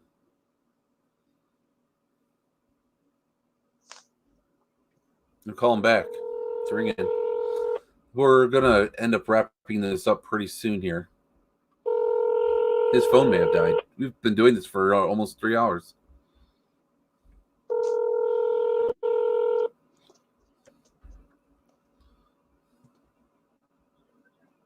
Yeah, we got disconnected. Here, hold on. That's all right. Here, that's all right. We got disconnected, but we are reconnected here. Now, we have been on the air for going on 3 hours. We are breaking a record. This is great, though. Much great information. Wrap it up. Yeah, so pretty soon here, we want to wrap it up. I was trying to find a picture of that back carriage house. It's a really beautiful building. That whole property is. Yeah, I can probably point. Well, that's where the gas well was, or that's where the tunnel was located. Mm-hmm. Not one in the castle itself. There were tunnels in the area, which I recently found out, and there was a haunted tunnel in the area just north of here on Washington Street, which is blowing my mind. Let me see if I can send you a really good picture of the. Okay, and here, real quick, Justin Brown, he says that DC electricity scared the fuck out of people until Tesla saved us with AC. And then here, he also says this when we were talking about historical research. He says a lot of literature can be completely untrue or horribly skewed. The amount of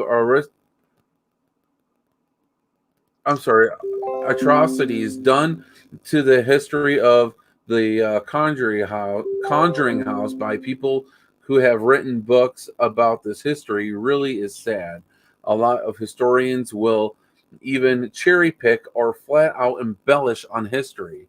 Good historical research can be difficult for sure, especially if there is a lot of urban legends linked to the location or the area.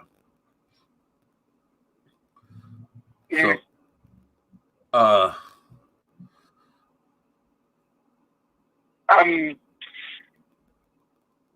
I'm sorry. I really have to apologize. You're breaking up a little bit through that, so it was really hard for me to. That's quite all right. I was just reading a comment that we had from a friend of mine, Justin Brown. He was talking about history and how history, a lot of literature can be skewed, and how a lot of historians will cherry pick or flat out embellish on history.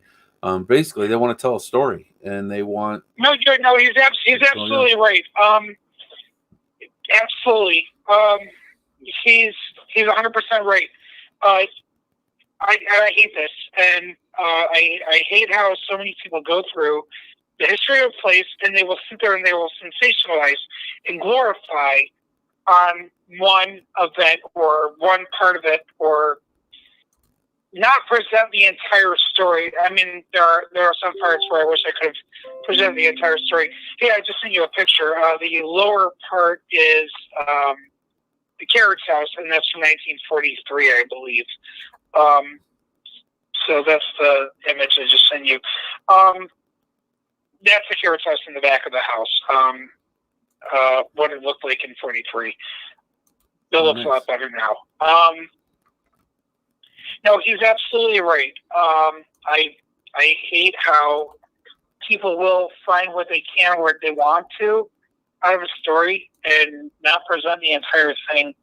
I've tried to be as true, to my own part at least, I've tried to be as true to the story as I can.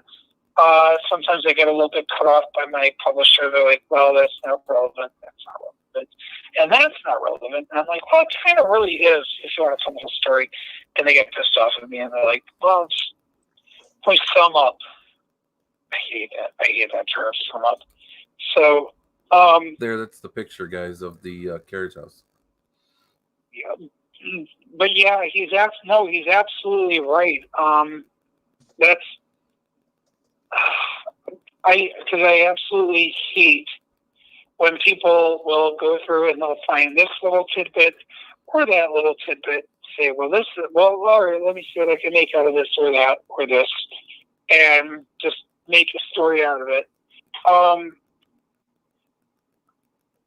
If you have an opportunity to tell an entire story, start to finish, truly start to finish, like really, where you can share everything, and do it. Oh my God, do it. Right.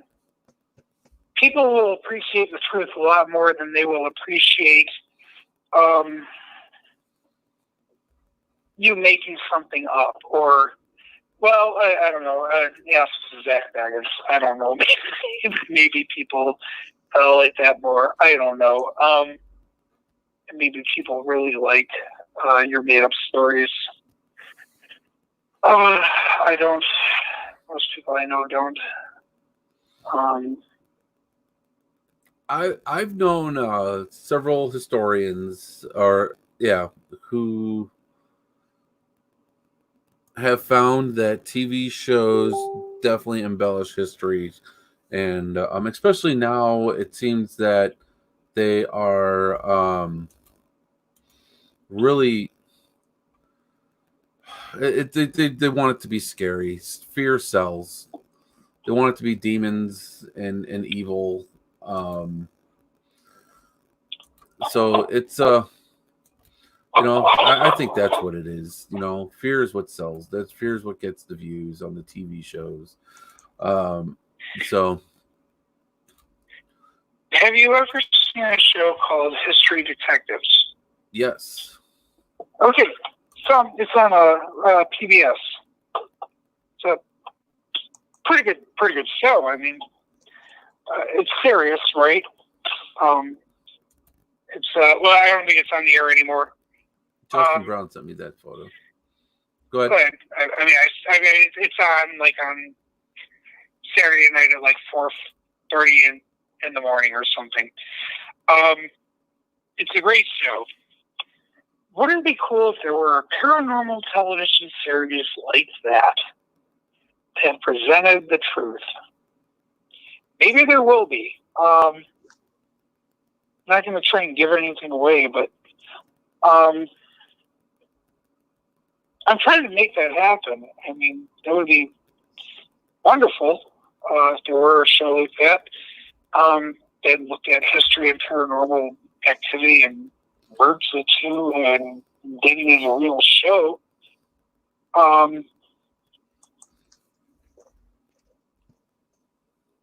I'm just saying that's all. It'd be really great if something like that happened. Talking with a few people right now about making that happen, trying to do something similar to that. It isn't I mean, how many shows are out there right now that are paranormal television shows? How many of them are there? Right now, currently, I think they're all on.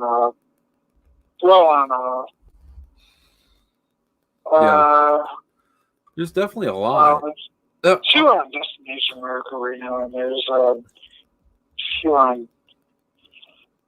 So I don't think anything is on History Channel right now, but anyway, yeah, there's Travel Channel has all of them, so it's not the Travel Channel, it's the Paranormal Channel. Wouldn't it be great to just kind of like shake up the genre a little bit and say, hey, wait a minute, this can actually be taken seriously? I'd like to be one of the people that does that and say, you can actually have a show like this that can be regarded as serious, like science, or history is a science. I mean, yeah. Here, Justin Brown says. I can't say that. Justin Brown says, you want someone to blame for shitty TV? Blame the people who beg for it and tune into it every week. If it didn't sell, they wouldn't air it. And with that. Well, why do you have a need to have? Why does every house have to have demonic possession in order to be popular? It's my problem. Fear sells. People want to be scared. Like, it sells. Yeah, they're like, oh my god, I want to see that. No, how about something a little more different? How about something that's a little more real? How about a story of a real thing that happened? Like, wouldn't that be kind of cool? Because I really loved History Detectives, and watching that and finding out, hey, is this real artifact? Is that true? Hey, is the story true? If not, what's the real story? I'd really like to hear that. Maybe present that in a new light, because if somebody took Madison Seminary and said, okay, well, we found out that this isn't true, and this isn't true, and this isn't, and this really is, and so is this, and this, and this, and this.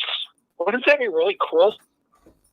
Despite what we find while we paranormally research the house and while we have a team ghost hunting, which is great for suspense, and that's wonderful, but the ultimate find would be if you suddenly found out that there was, let's say, okay, great example, let's say in Madison Seminary, you suddenly found out that there were 5 murders that happened there, inexplicably happened there, or in the case of, as I've already mentioned, Unionville Tavern. Yeah, I know I already talked about it in the book, but let's say the first time that you found out that there might have been a murder in the Unionville Tavern, and that's being thrown out there. Who the hell is this guy? Where did this come from? And you have this sudden, amazing story of what might have been a murder at this place. Wouldn't that be that much more interesting than a story of a ghost of a runaway slave that haunts the catacombs of the basement? I mean, it would be unique, at least. I mean, I think that the history could do it. I mean, it definitely would be a good show. And hey, if you get that to happen, let me know. I definitely want to tune in.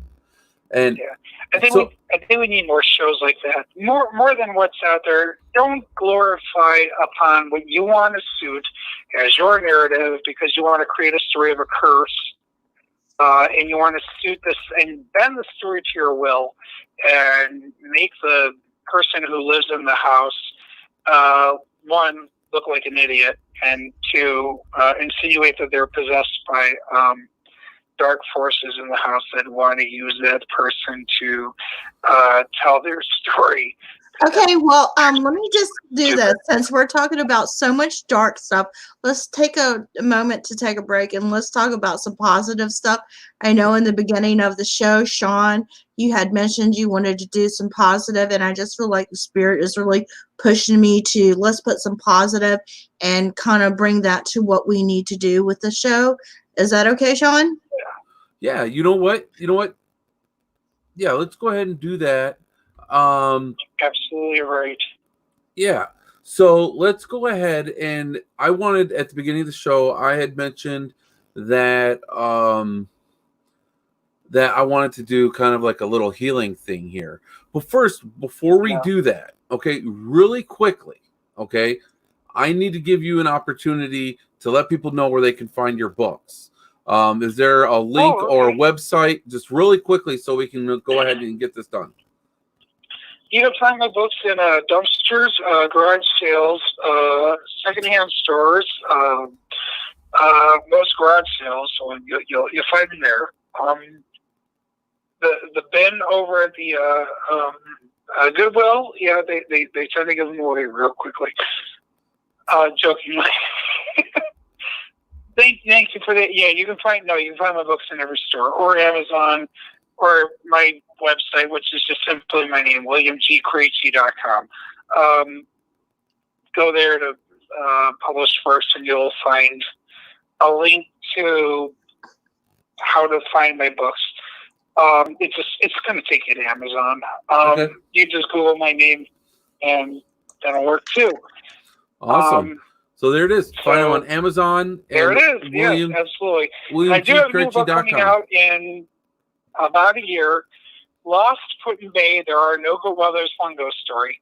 One thing I overlooked and I'm really pissed off about that I missed out on that story. Because it does happen at Put-in Bay, and it dates back to the 1890s, and I'm really pissed off that I missed it, because it would have been great for the book on the Put-in Bay. But then I found out about it about a month ago, and it is a haunted encampment.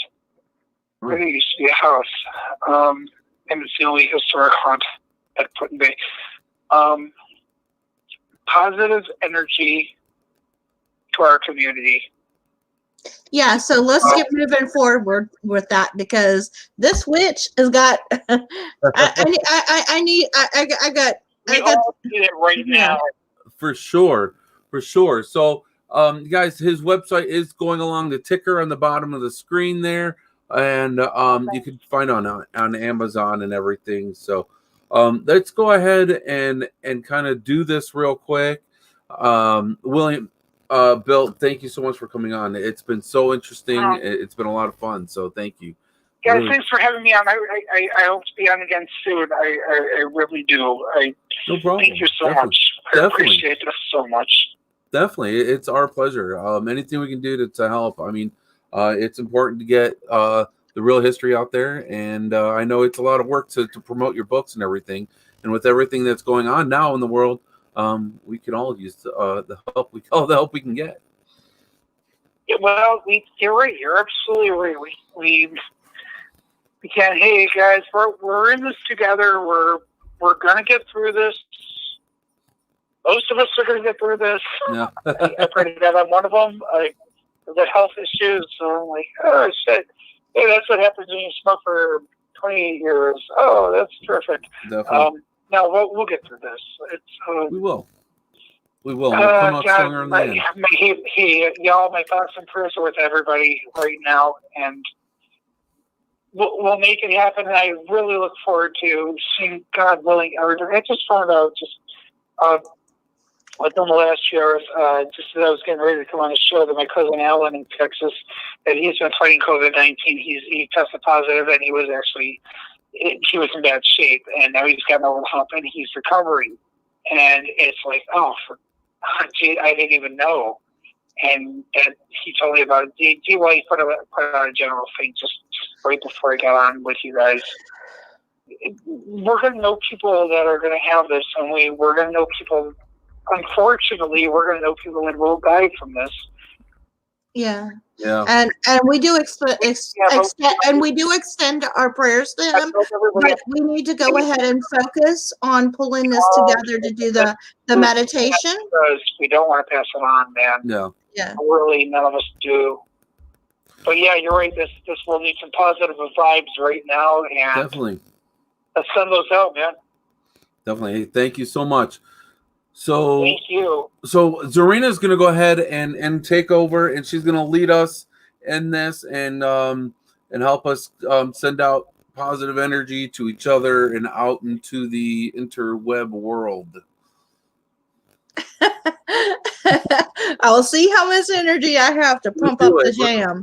I'm gonna. All right. So basically, I'm just going to take a few moments for everyone to kind of close their eyes, take 10 seconds, just breathe with me and connect. And then I'm just going to do kind of something like basic that is just going to be able for everyone to connect and be able to tap in. Hopefully, I do speak a little bit of different language. I hope I don't freak anybody out. It's not tongues or anything biblical. It's just me connecting with my guides. So if you hear anything a little strange, it's just me talking to my ancestors. So other than that, just give me a minute and we'll tap in.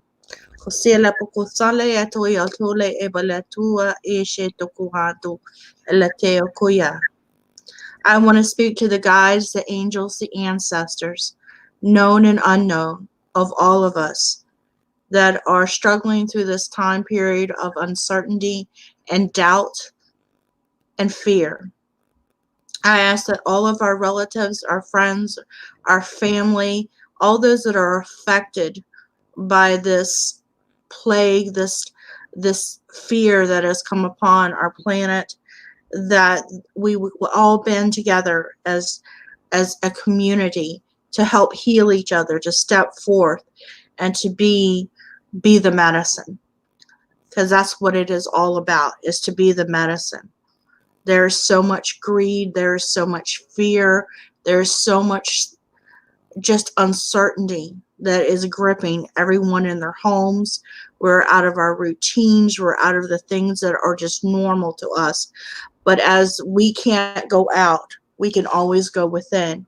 And I just ask that you would take the time to talk with your family, to meet with your family, and to have quality time that we might have not had before, because we're always in a rush, and now we're not in a rush. Maybe it's the way the world needs to slow down and take a different look at things. And so just right now, just ask that anyone that is affected, that are struggling through depression, struggling through the things that has presented to us since this has come about, that we are just able to just take a deep breath and breathe. And we ask that God, our angels, our ancestors, known and unknown, give us wisdom, give us strength, and give us courage during this time. Let's see.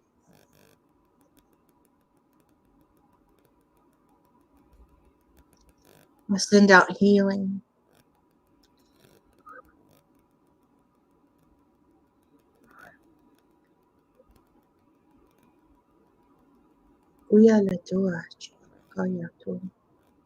Ask those that are struggling with financials, that they would be blessed.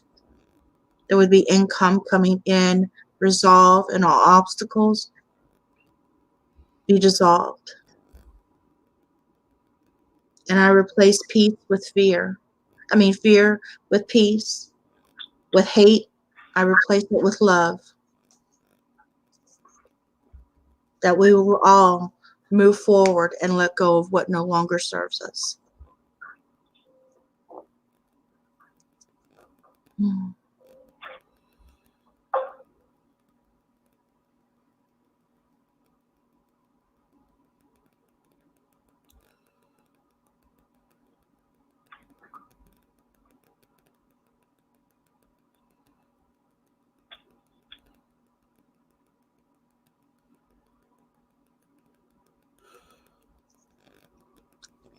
It's not COVID that is the sickness. It's the fear It is our sickness.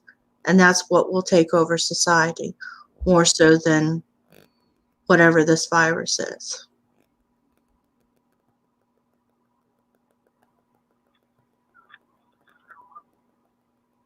So that's where our battle is. Yeah, we still have to do the washing of our hands and all the proper things. But mainly we battle against the fear.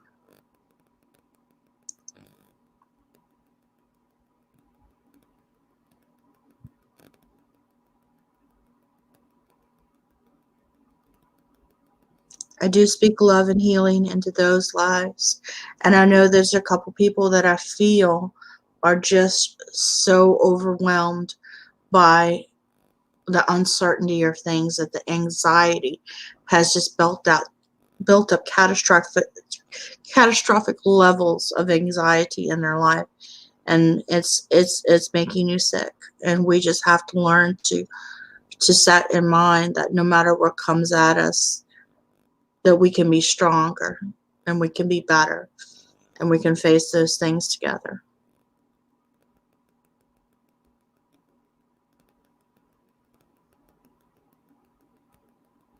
You agree, Mr. Sean? I agree. I definitely agree. The fear has taken a toll on everybody. Yeah. And this, I mean, honestly, Mm-hmm. I think more people have been affected by fear.